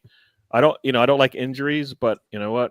Everybody has to deal with them. So you're just gonna have to. We'll see what this is. Slot's time to show us. How does he deal with this challenge? Because I don't think he's dealt with much this season in terms of any controversy, but any kind of challenges that the team has met. This is the first one. So here we go. First test up. We'll see how he does. Well, we think, Gary, we're not far away from the transfer window for January and that, and it wouldn't surprise me that Liverpool will up their stakes and get Branthwaite from Everton to cover. For him missing. Because obviously Van Dijk is not getting any younger. Yep. And they're going to need it long. Like you said, that means they're going to need it long term anyway. So he's almost 33 now, Van Dijk. Believe it or not, he's almost 33. So, obviously age is not gone on his side. I think as a defender, it's not too bad. Obviously when you get older, because obviously as long as you're there as centre back, as long as you've got your posture and you're strong and physical, like up in the air to get the balls out the box and just make it, and ping out a pass, like sort of thing, you're fine. I mean, you've got to understand, he's getting older. I mean, he's still younger than the West Ham defence. Let's be honest. I mean, the West Ham defence are like, but actually their team is actually a force. They're getting paid by West Ham and claiming a pension at the same time. So that's terrible. That's double dipping. How can they do that? Is that against the law? You're double dipping, man. You can't get paid twice. Come on, let other people get some money. What is up with that, man? That's rude. We've got a Labour government in there, Gary, so it's acceptable. That's what it is. It's acceptable. So, yeah. That's great. Well, did everybody get their say on this? Because we do need to go on to our next segment. I was waiting for Mr. Tom to come back, but he didn't. He didn't. Mr. Tom, your audience awaits. Come on, Mr. Tom. So, I want to see the bets. Yeah, so he's not on here, so I'll go ahead and run betting in the dark with Mr. Tom until he pops on, if he does pop on. But if he doesn't, let's go ahead and do betting in the dark with Mr. Tom. Lolo. Betting in the dark with Mr. Tom. Come on, love, place your bets. All right, this is betting in the dark with Mr. Tom. As we like to remind everybody, we asked Mr. Tom to get the craziest, wildest bets that he can find where $1 or £1 could be turned into hundreds of dollars or pounds, which means they are not good bets. So please do not waste your money. But if you do, let us know, because you could become a 100-air just like Mark was at one point until he bet every single one of these bets for 2 years after. Right, exactly. Yeah, there he is, the 100 air. All right, so let's get to it. The tryptophan edition. Oh, great. Starting with West Ham versus the Arsenal. Mr. Tom has chosen West Ham United to win 3-1. Mikel Antonio to score first. And Kai Havertz to score. Very smart man. Wow. Very wise man. This £1 bet could net you nearly £400 because it's ridiculous. It is. I think I'd rather put £1 on a Danny. What is it? Danny Ings hat trick. To be honest with you. I want to apologize for all the bad things I said about Mr. Tom after this. That is just no. Lawrence, it's only a 2-hour show.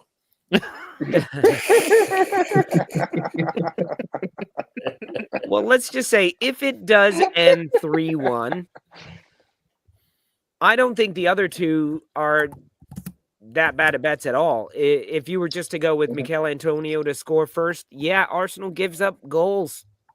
And sometimes we get like punched in the mouth in the beginning of a match where we get caught sleeping. I just don't know about the 3-1 result. That would be fucking awesome. Incredible for West Ham and disastrous for Arsenal. And I just don't see it. Well, I won't be going on their shoes for a month, I'll tell you that. But, that would be such a great thing, Ant. I see you on Sunday on that early time. Oh, I would love that. It's a lot of dreaming going on. You guys dreaming. Oh Lord. Well, the inverse is probably 30 cents. To take Arsenal and have Havertz score first and Antonio to score. Yeah. I don't see that being a very lucrative bet. I think. Yeah. I like that 3-1. How we doing, Uncle?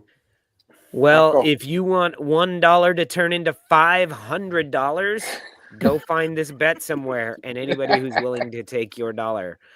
All right, let's go to the next one. We have Fulham versus Spurs. Fulham to win 3-2. That is very doable. Dom Solanke to score first, and Emile Smith-Rowe to score at some point. Let's see, Dom Solanke scoring, that means Tottenham scores first, and then they end up losing 3-2. That sounds very plausible. Yeah, it does. I reckon that's quite good.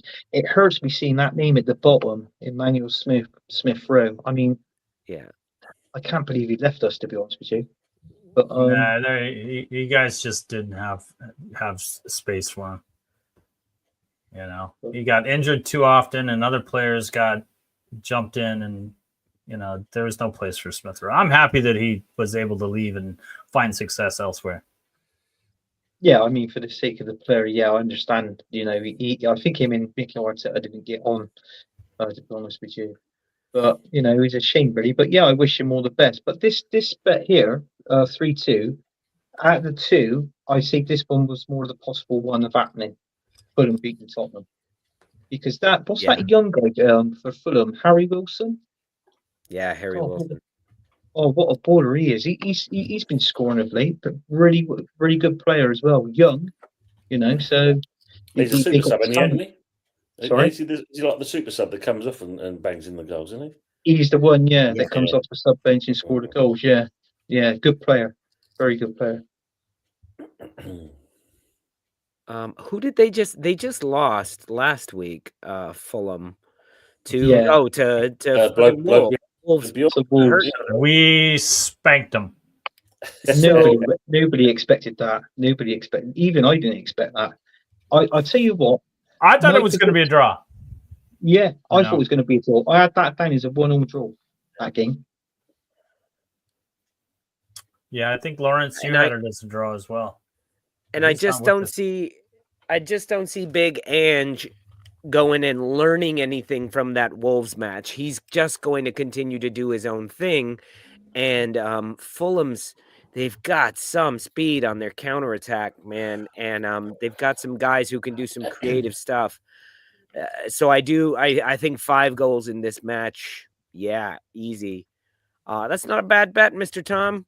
So if you got Is a it the pound, you last want to turn it match into of the? Is it the last 287? match of the week? Is it? Is it?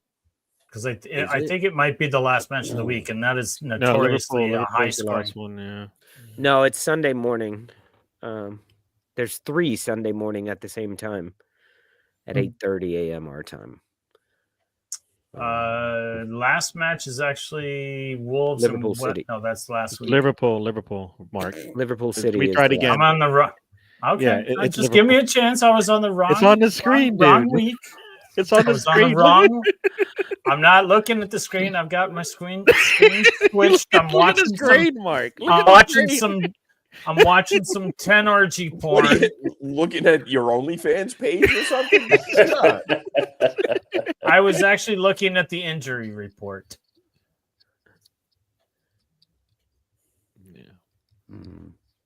All right. There you have Well, let's move on to the last one. Let's see what we got. Liverpool versus Man City, the big one of the weekend. Man City to win 4-1. Salah to score first and Haaland to score. Ooh, 4 unanswered goals. To me, this is you the could most have £1 plausible turn into bet. 380. This is the most plausible bet of the bunch. Liverpool to give up 4 goals after taking a lead at home. I think, yeah. Just saying. Got that one. I mean, you could see them do it. You know, I'm saying of all the bets, Salah to score first and Haaland to score, very plausible. And True. City to win 4-1, No way. it's a stretch, but it could happen. I don't see Solanke and Emil Smith Rowe both scoring against Tottenham. No, Colin. You know, Take care, Colin. I don't Night, see Colin. that. I don't see West Ham beating. I don't see West Ham beating Arsenal at all. 3-1. At all, 3-1? No, maybe 1-0. I could see that, but I can't see 3-1 against Arsenal in that defense. No, but this is the one that I go, this could happen. You're saying there's a chance. Yes, I am. I don't know. Fair shout, Mark. Fair shout. But for $484, I mean, that means if you put a quarter on it, you could win $100. So maybe it's worth a quarter. I guess. All right. Any other thoughts on this one, guys? I do Nothing. want Liverpool to lose. I just not that scoreline is a little ambitious. That looks they're asking a lot there. Unless Konate is the linchpin that they basically lose them and then that's all she wrote and then we see what they're all about. But don't see it. Don't see that. No, I can't see it. I can't see that happening. This one. I think the best one is for me is the Fulham and Tottenham one. Yeah, that's got more chance of happening out of 3. Yeah, well, you know what? The referees have anything to say about it, it can happen, right? So, yeah, the referee factor in. All right, if you guys just want to go with the results that Tom has chosen for us, West Ham to win, Fulham to win, City to win, put all those together in a parlay, you could turn €1 or £1 into £103. So that's very curious. That it seems rather low for a 3-game parlay with West Ham beating Arsenal. Doesn't 103 to 1, 102 to 1 seem low? What's FanDuel got to say about that? No, because like West Ham to beat Arsenal is probably like 400 or something. $4 for every $1. And then so Fulham beating Tottenham, that's probably around the same as well. Maybe West Ham is 500 or 600, and then City to win is probably only like they're probably the underdogs, but it's like plus 100, plus 200 is what I'm guessing. So it's actually higher than I thought. The payout is more than I thought it would be. Mark. Yeah, it's pretty much the same on FanDuel as well. It's 101, not quite as good as you might get in the UK. Thank you very much. That was a great comment there. We should put that back on. Yeah, exactly. That's it. Absolutely exponential. Yes, absolutely. This guy just kind of put a smile on your face. Keep you happy. I appreciate that. It made me happy there. I do remember coming on here and saying your team is better than your results show. Okay, so I did. Oh, you gave us a little of that until you. I don't care what the others say about you, Lolo. I think you were right, and also you did state that. I heard you. Lolo has a good thing of set. Yep, oh, you really like you, but we're gonna smash you. Yep. There you go. You're a very good team. You're so good. You guys got so many good players. You're just not as good as Arsenal. So that's true. It's true. Gary fucking Busey.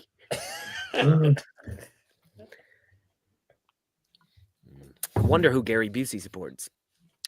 Anyway, all right, guys.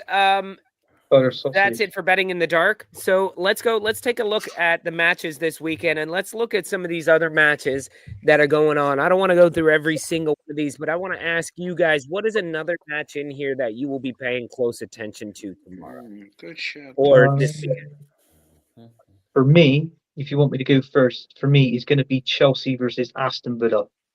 100%, Ant. You took my name. And the only reason being is because if Chelsea beats Aston Villa, their next 6 games after that are quite easy.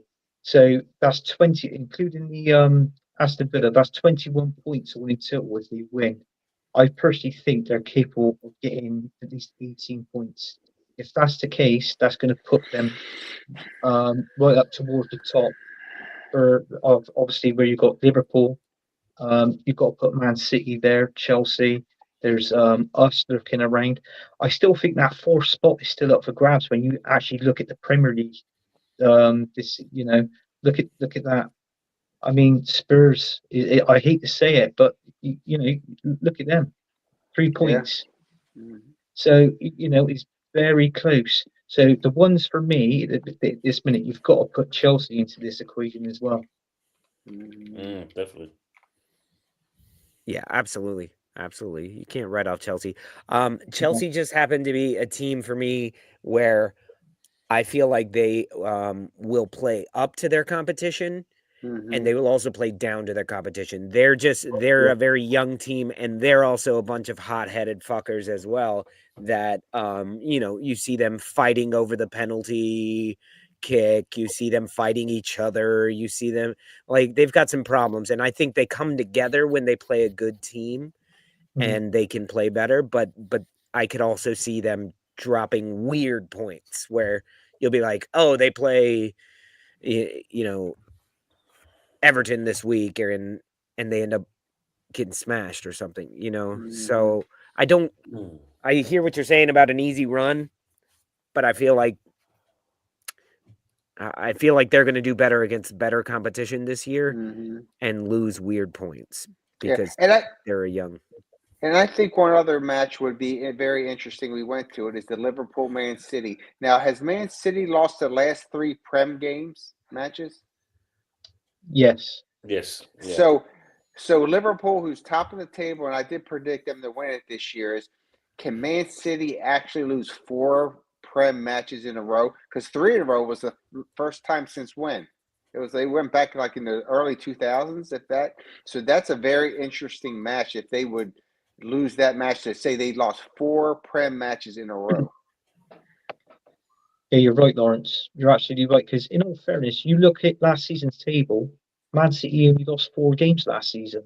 Yeah, they lose to Liverpool this weekend. They've already lost 4. That's 13 games into it. Yeah. So it's going to be an interesting season this season, definitely. Yeah. Well, I think what I might be looking at is as well as I did last week was Crystal Palace last week played Aston Villa, and that was kind of my upset special of the night, and that almost came true if it wasn't for a last-second goal by Aston Villa. I see the same thing with Crystal Palace and Newcastle. Newcastle going to Selhurst. That's going to be a tough place for them to play. Newcastle really needs the points because they want to stay in the top 10. They want to before the top 6 or 5 or however many get to go to Disneyland. If they want to keep pace with that group, they need the full 3 points. Crystal Palace is, as we know, fighting for their to get above relegation. This is gonna be a scrap, and I think this is gonna be a fun watch. And if I get a chance, I'd be watching it, but I don't think I'm gonna because Wolves are playing at the same time, and I'm gonna be watching that. Yeah, I think another interesting game will be is Manchester United back, or is it the same old? They've had a little bit of a scare. They did get the win, but Everton comes to town, and we'll see how they do. But that because Arsenal plays them next, that's one reason why I'm maybe somewhat interested in it. But we'll see how they do on that one. Expect them to win, but you never know. So But otherwise, I think we talked about pretty much every other game. But that's another one. It could be a big surprise. I mean, I personally, fireworks on Sunday for me. That's what I want. I want chaos, and that could happen on that day. I mean, Aston Villa could come out. Like the Aston Villa Chelsea game could just be crazy because Aston Villa's been struggling of late. But are they gonna drop points in 5 straight Premier League matches? That's kind of what's on the line for them. And so it's interesting Sunday. Can have a lot of craziness going on, and sure. Yeah, I think that Chelsea Villa game is the one that I'll be paying the most attention to.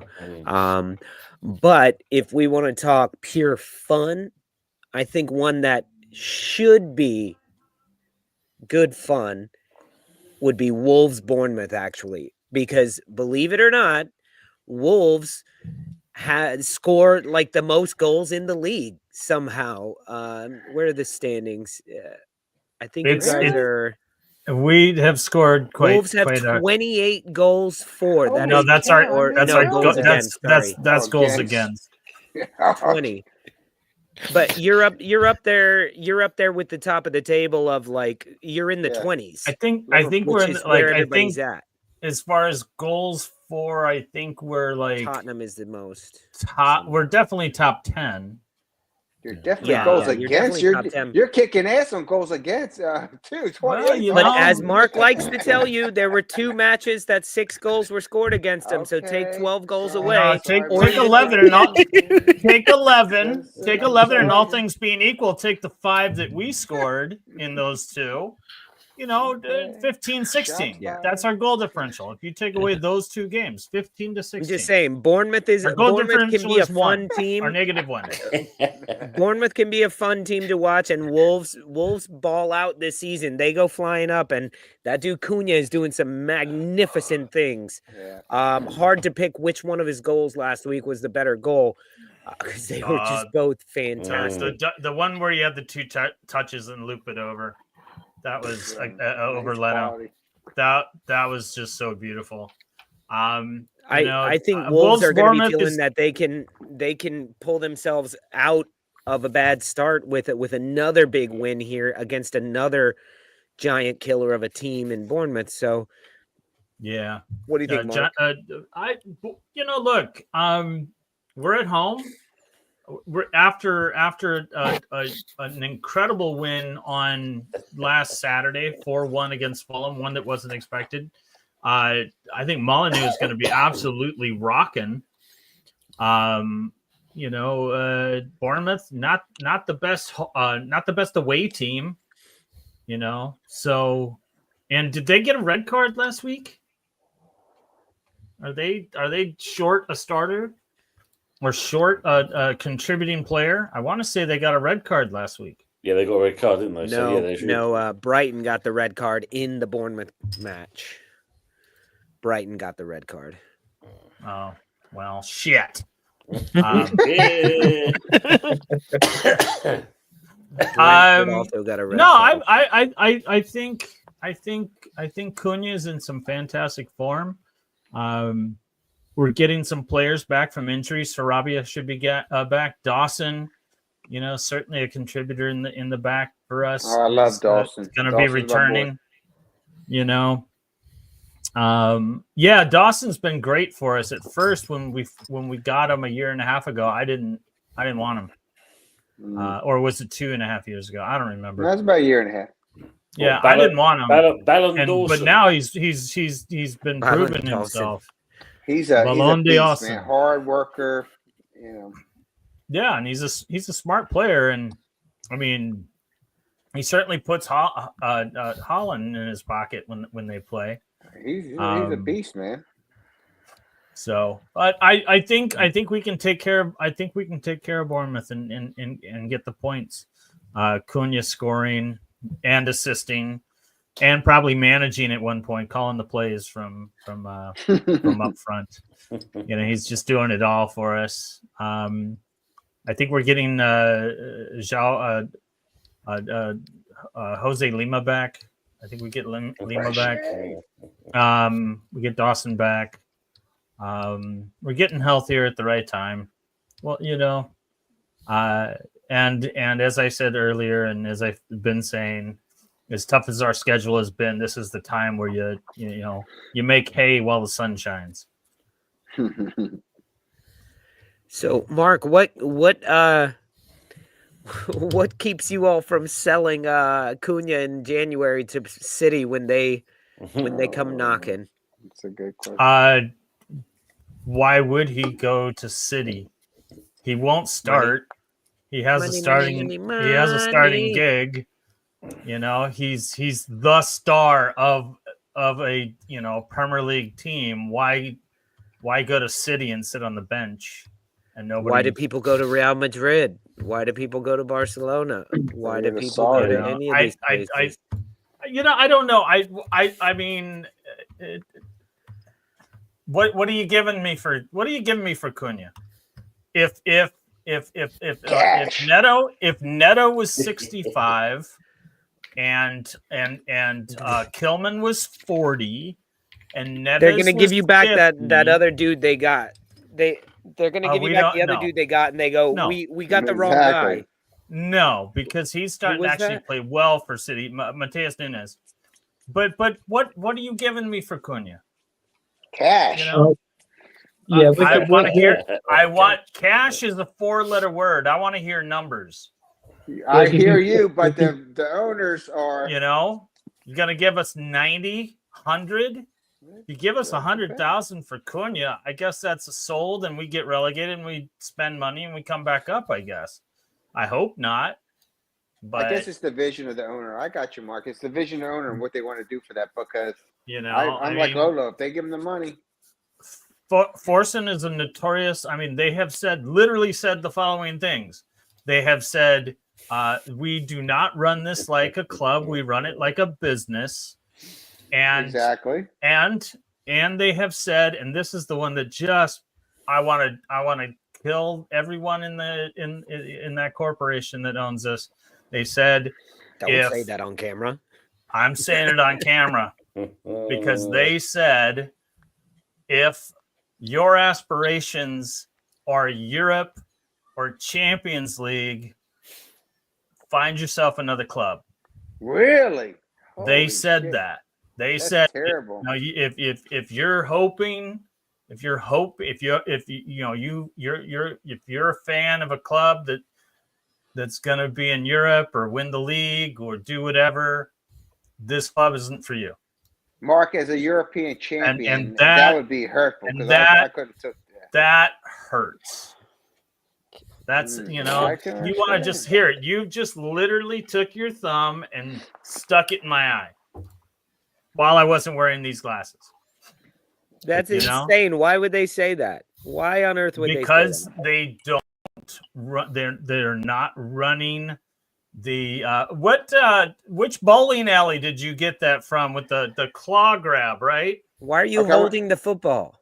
A quick story, because I know I can't too many words or John will beat me up. This is my 9/11 football trophy when I was a kid, and we passed it around for my fantasy football league. So I just brought that out there just to know that I am a champion, just like West Ham. Enough said.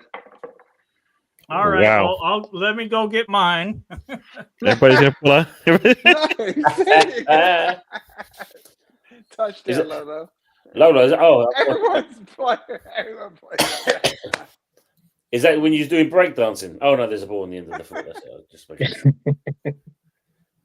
See, there's some champions in the room. Are you muted? I think you're muted. Thank God you're muted. Sorry, God damn it. I just wanted to say this everyone plays trophy I found on the street, Lawrence, so I am a champion as well, just as much as West Ham. Oh, Lord, that's funny. No, if you can see it. What There the y'all heck is go. that? That's 2024 World Pool Championship that me and my team attended. I am Brooklyn Queens 8-ball champion. You got that off eBay. No, Here's my sir. championship trophy right here. Everybody. What kind of trophy is that? Indeed, Gary, One of the best trophies. Well, my trophy Me is too. actually We're just packed away right now. You guys got that. I got this. Yeah. Much better. That trophy, where me and Tony comes from, we call that a token.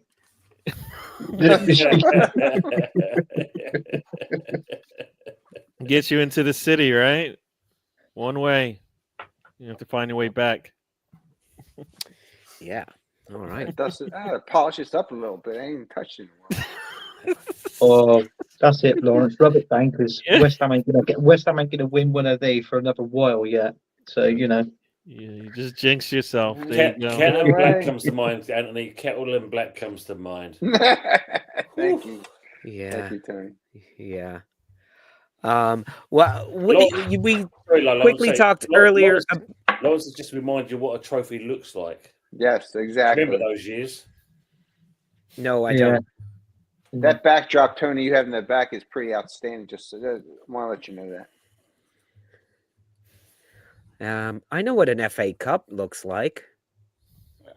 Oh, I'll just remind you then. Let me just kind of. John, we didn't need to see your Special Olympics trophy. Your coin. Hey, Participation. 2006 New York City Marathon. Okay, I'll give you some shout out. I don't want to hear you. You and your faggy little pool trophies and your everybody wins trophy. Hey, tell your story walking. Tell your story walking. You mean running, baby, running. I didn't even participate, and I got a trophy because everyone plays. Oh, Lord. That's the world we live in. You stole it from a little kid. That's how you got Absolutely. They left it on their stoop, and I was like, hey, everyone plays. Fuck that. You need to learn how to lose. You just lost. I'm sorry. My daughter gets one of these trophies. I'm throwing that away. I'm bringing it down here. I'm like, sorry, it's mine. And that, but it's mine. We all got a trophy. I'm like, yeah, I earned it as much as you did. You lost. You lost. You don't get a trophy. Sorry. Awesome. Where's our Arsenal second place trophy the last 2 years? Fucking nowhere, because we lost. We get nothing. You get nothing. Go home. Exactly. Willy Wonka. Sorry. Yelling at my own self here. So if Arsenal don't win the league this season or win a trophy, do you think Arteta should go?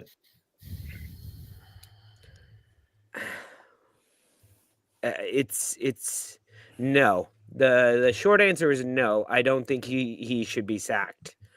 I think he could walk away if he wants, but I don't think that'll happen either. You just got to look at the have some perspective and look at what we've done as a club. He has been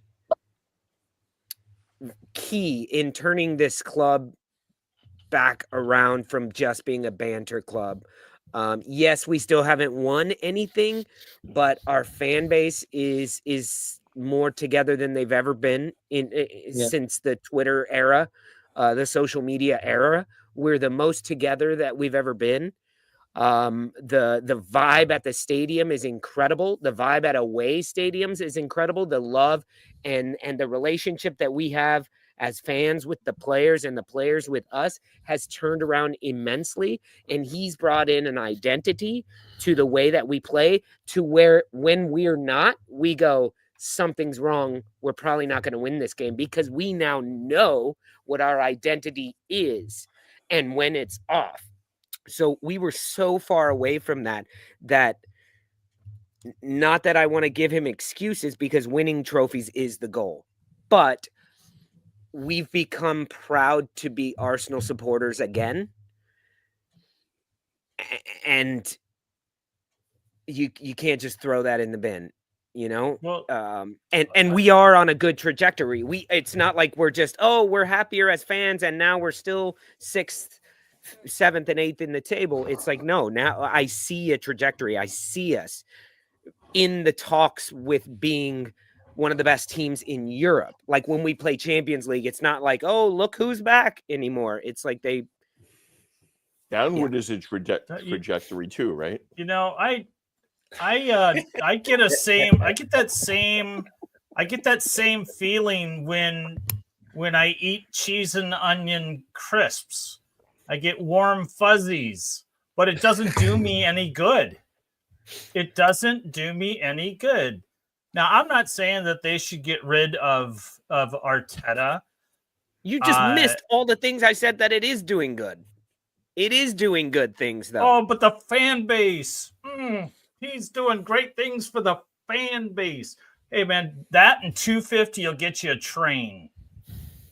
You know, Mark, you can have what all I'm the saying warm is fuzzies in the stands. It's changing everything around the club. It's $290 now.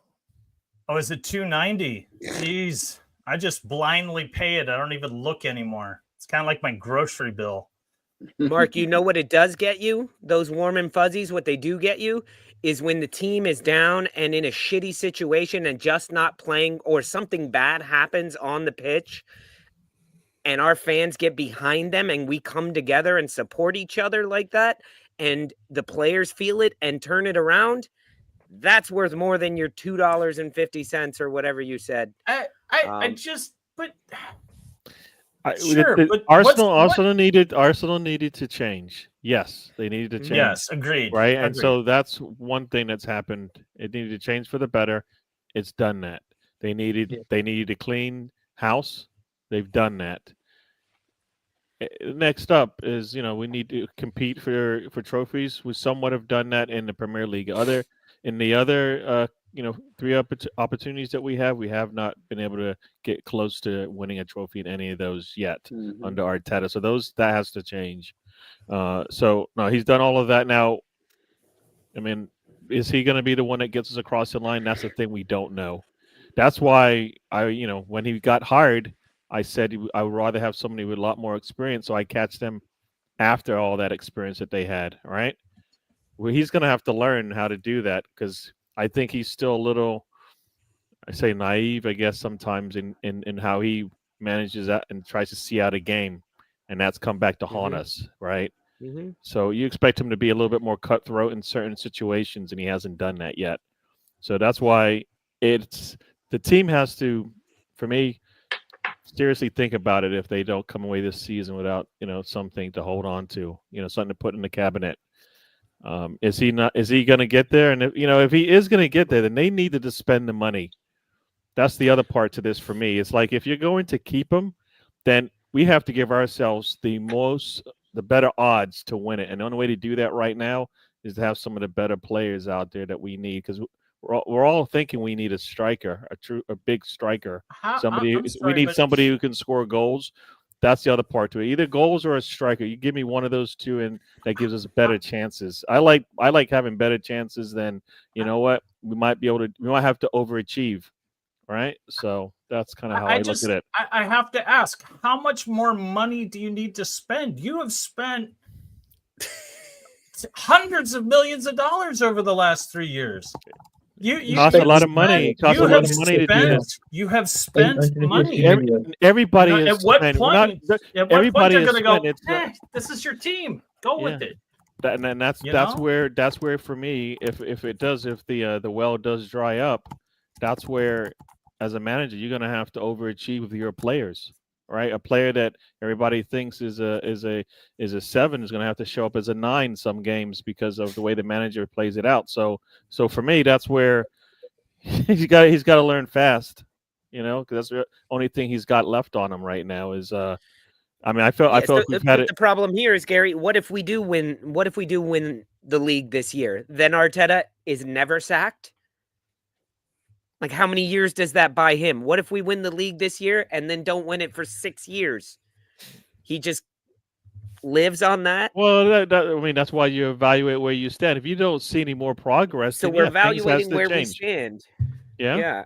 I just look at it like if we sack him, who do we bring in that fixes everything? Who do we bring in that fixes? Slot has just shown you that if you have the structure and you have the players, sometimes it might just be a change of scenery for the manager that you bring in. Fired. He wasn't fired. The only way you have it set up like that is if the manager just retires. The new manager that comes in when somebody's been sacked is never given like, oh, here, it's already set up for you. It doesn't happen like that. I said, if you don't feel like he's going to get you across the line as an ownership group, then you make the change. Right? But you've just given him a new contract. That's the problem. No, that's why they have to back him now. They have to back £870 million. Pounds. We still don't. £870 million they've given that man. I hear everything you're saying, but you've got so far. Well, how much I'm more still watching a give team this that man? doesn't give me everything that we need, right? This is the problem. I mean, look, that's why it's up. That's why Arteta. You said where I said about him being naive. Yeah. There's another word I'll give you for it. Clueless. Because you watch him in certain games when things are going south, he looks like this. Yeah. You got any ideas? The coaching staff look at him and they went, clueless. Yeah. This man has not got a plan B. Well, that's it, and that's where so then it's the ownership group that's not helping out either, right? So the Cronkies come in and said they're not there to win silverware. Yeah, that's your owners. Yeah, well, and that's why a lot of people want them gone as well. So I mean, it's the Cronkies win silverware all over the United States. I think they were not involved with Arsenal. Arsenal was a back burner project for them that they've only in the past few years decided to go, oh, we won. What did they win? They won hockey. They won NBA. Mark, you know better than me. Yeah, they won basketball, hockey, lacrosse. Basketball, hockey. Yeah, basketball, hockey, and the NFL. They own the Rams. Yeah. The Rams have been Nuggets doing well over and the Avalanche have all won quote unquote world championships. So I feel like their focus shifted over here a little bit of like, okay, let's do it. Arteta was flown over every summer to like hang out and talk with them. And I think it's more like, okay, this is our next step to prove we are a dynasty legacy sports family. Now let's do it in Europe. And I think not that fixes anything, but I think they're more involved than they ever have been.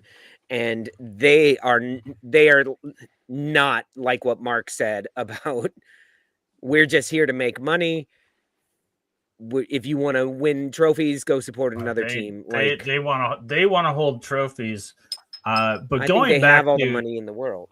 Oh, they most certainly do, and it's everything else. Everything else is one. Now it's in their mind. It's like now let's get one with Arsenal.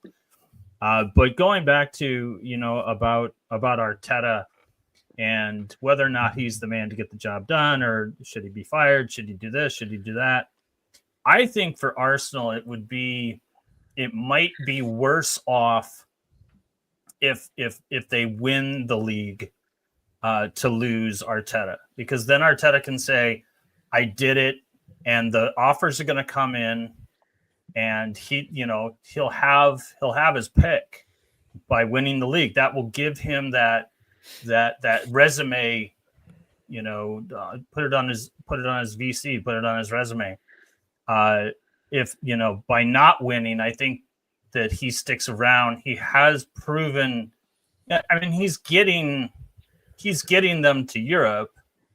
Fall out of Europe, then maybe a firing might follow. But I think that if that's my thoughts on the Mark. this whole Arteta. If he doesn't win anything this year, I think right here Aguna Matata is saying he should walk if nothing again. I think what's scary to me is this is a perfect situation where it's looking like the league is going to be tough for us to win again, and we may fall short again. But you know who else is falling short? Is fucking Real Madrid. And Ancelotti is not going to put up with that, and he could walk. And Arteta has done enough to be pulling the attention of La Liga.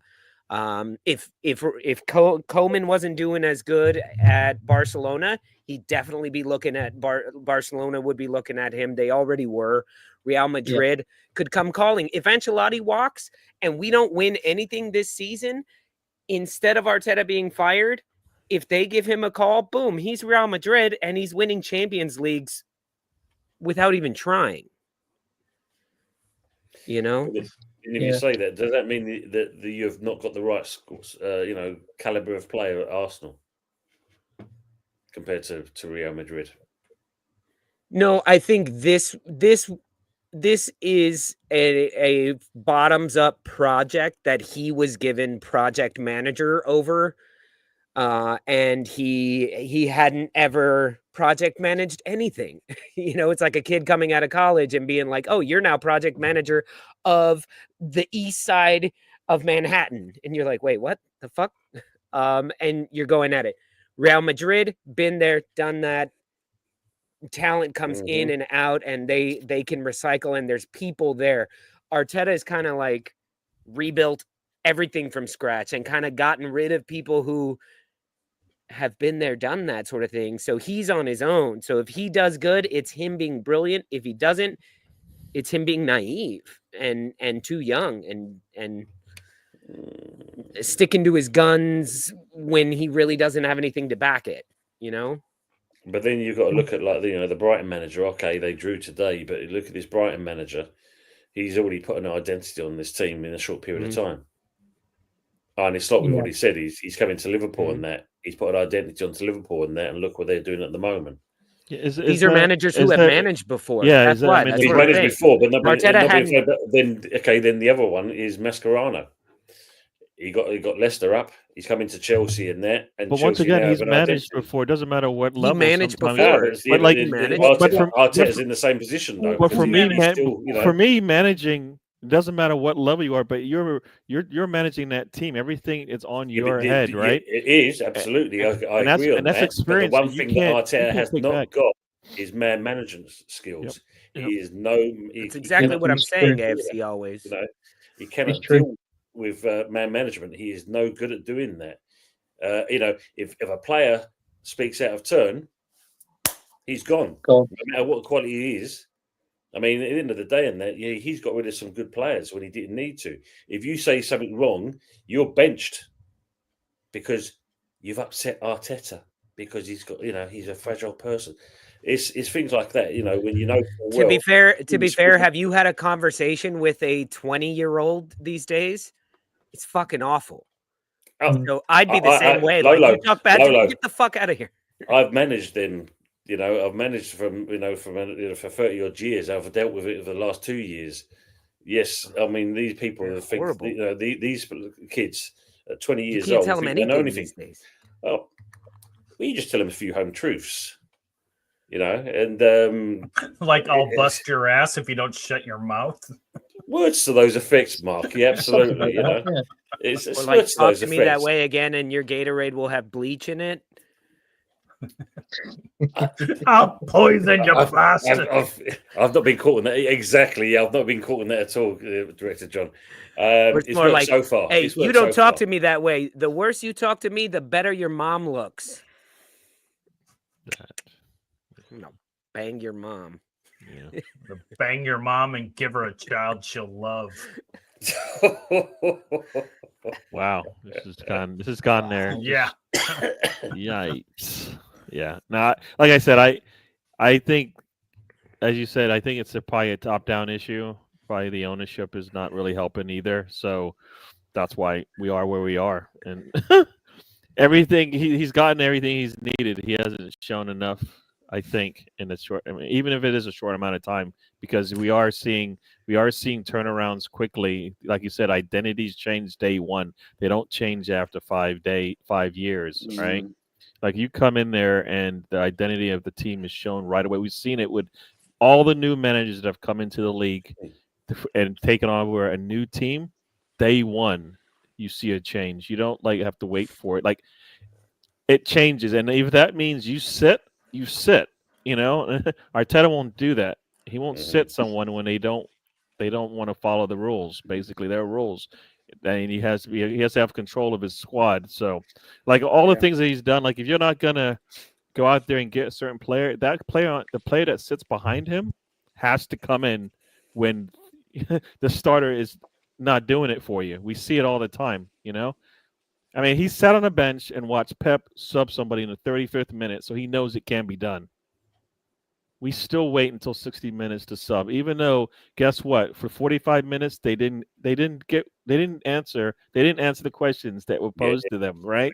So you sub them at halftime. Nope, we wait another 10, 15 minutes. Sometimes we get punished for it. Other times we're okay. But like for me, those are little things that, you know what? We've seen him bring players in and take them out. So, so it's there. Yeah.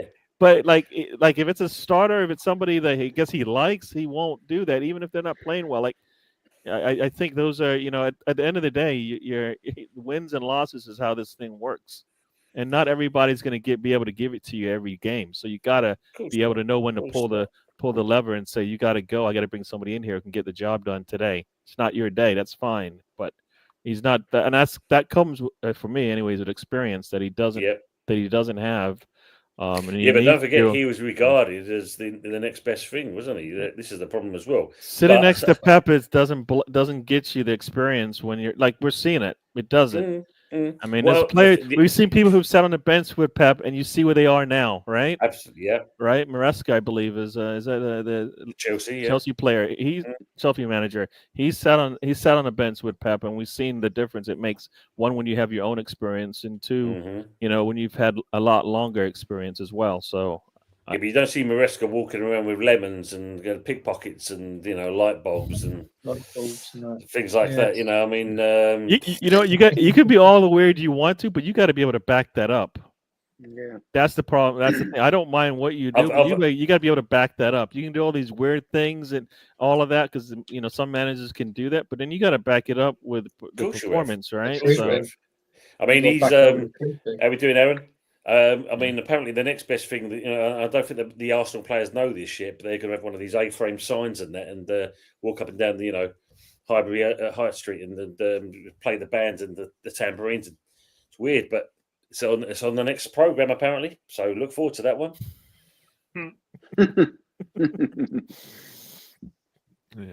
Yeah. I and as people say, you Arteta in or out, I just say I'm Arsenal in. If it's not good for Arsenal, then it's got to go. So I've always backed that. Yeah. But I think the problem with that, Gary, when you think about it, when you had George Graham, what he did with the club, obviously then he went, in come Arteta. Arteta started, Wenger. Wenger comes in, changes the style of play, the health regime and all this kind of stuff, wins a couple of leagues, etc. But once that squad starts aging and then goes, then the Arsenal started losing its identity, and also your trophies and your winning the leagues all started to go downhill. Emery comes in, he's got an hard job to do, and then of course they don't like what they see with him. He's out. In comes Arteta. Arteta wins FA Cup, but with a previous manager's team. that starts to get watering down, and you are where you are now.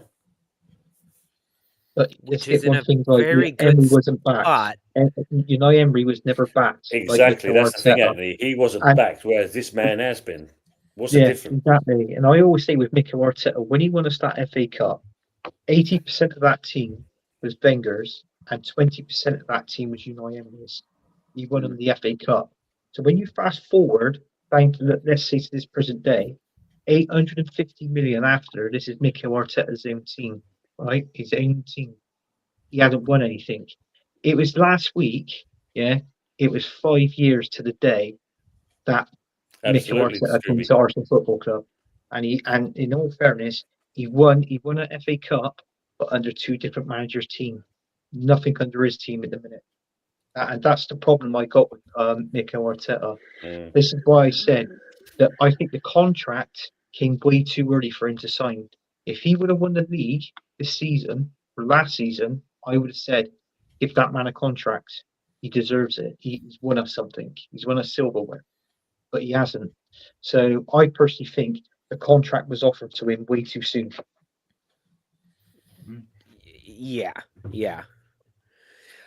Yeah, I think that just the contract thing is, it's all optics. Like, they've already got this shit agreed beforehand. It's something where the second season that Arteta was in, and people are like, "Oh, you Arteta in, out," and I was like, it doesn't fucking matter what I am. They have a back room. Arteta is acting the way you act when you know you have time. He's not doing. He's not making decisions like a man who could be fired. He's going, I don't give a fuck. I don't give a fuck. He's thinking in the future. And some of the decisions where they just didn't play out very well. But yeah, he's had time. And I think that's all optics shit. And those things get signed at times where we need a little boost or whatnot. But let's just, before we're all talking like we've bottled a third season in a row, we are 12 games into the season. We're a third of the way, not even a third of the way of the season. And everybody's like, Arsenal have lost it. It's gone. It's done. Look at the shape of your club. The past two games that we played was some of the fucking best football I've seen in a while. And that's that's who we are, because our team is back. Our captain is back. I'm just like, when somebody ended a comment earlier of like, da da da da da da, and we got this and this, and now here we are. Here we are. Like, here you are with shit on your face.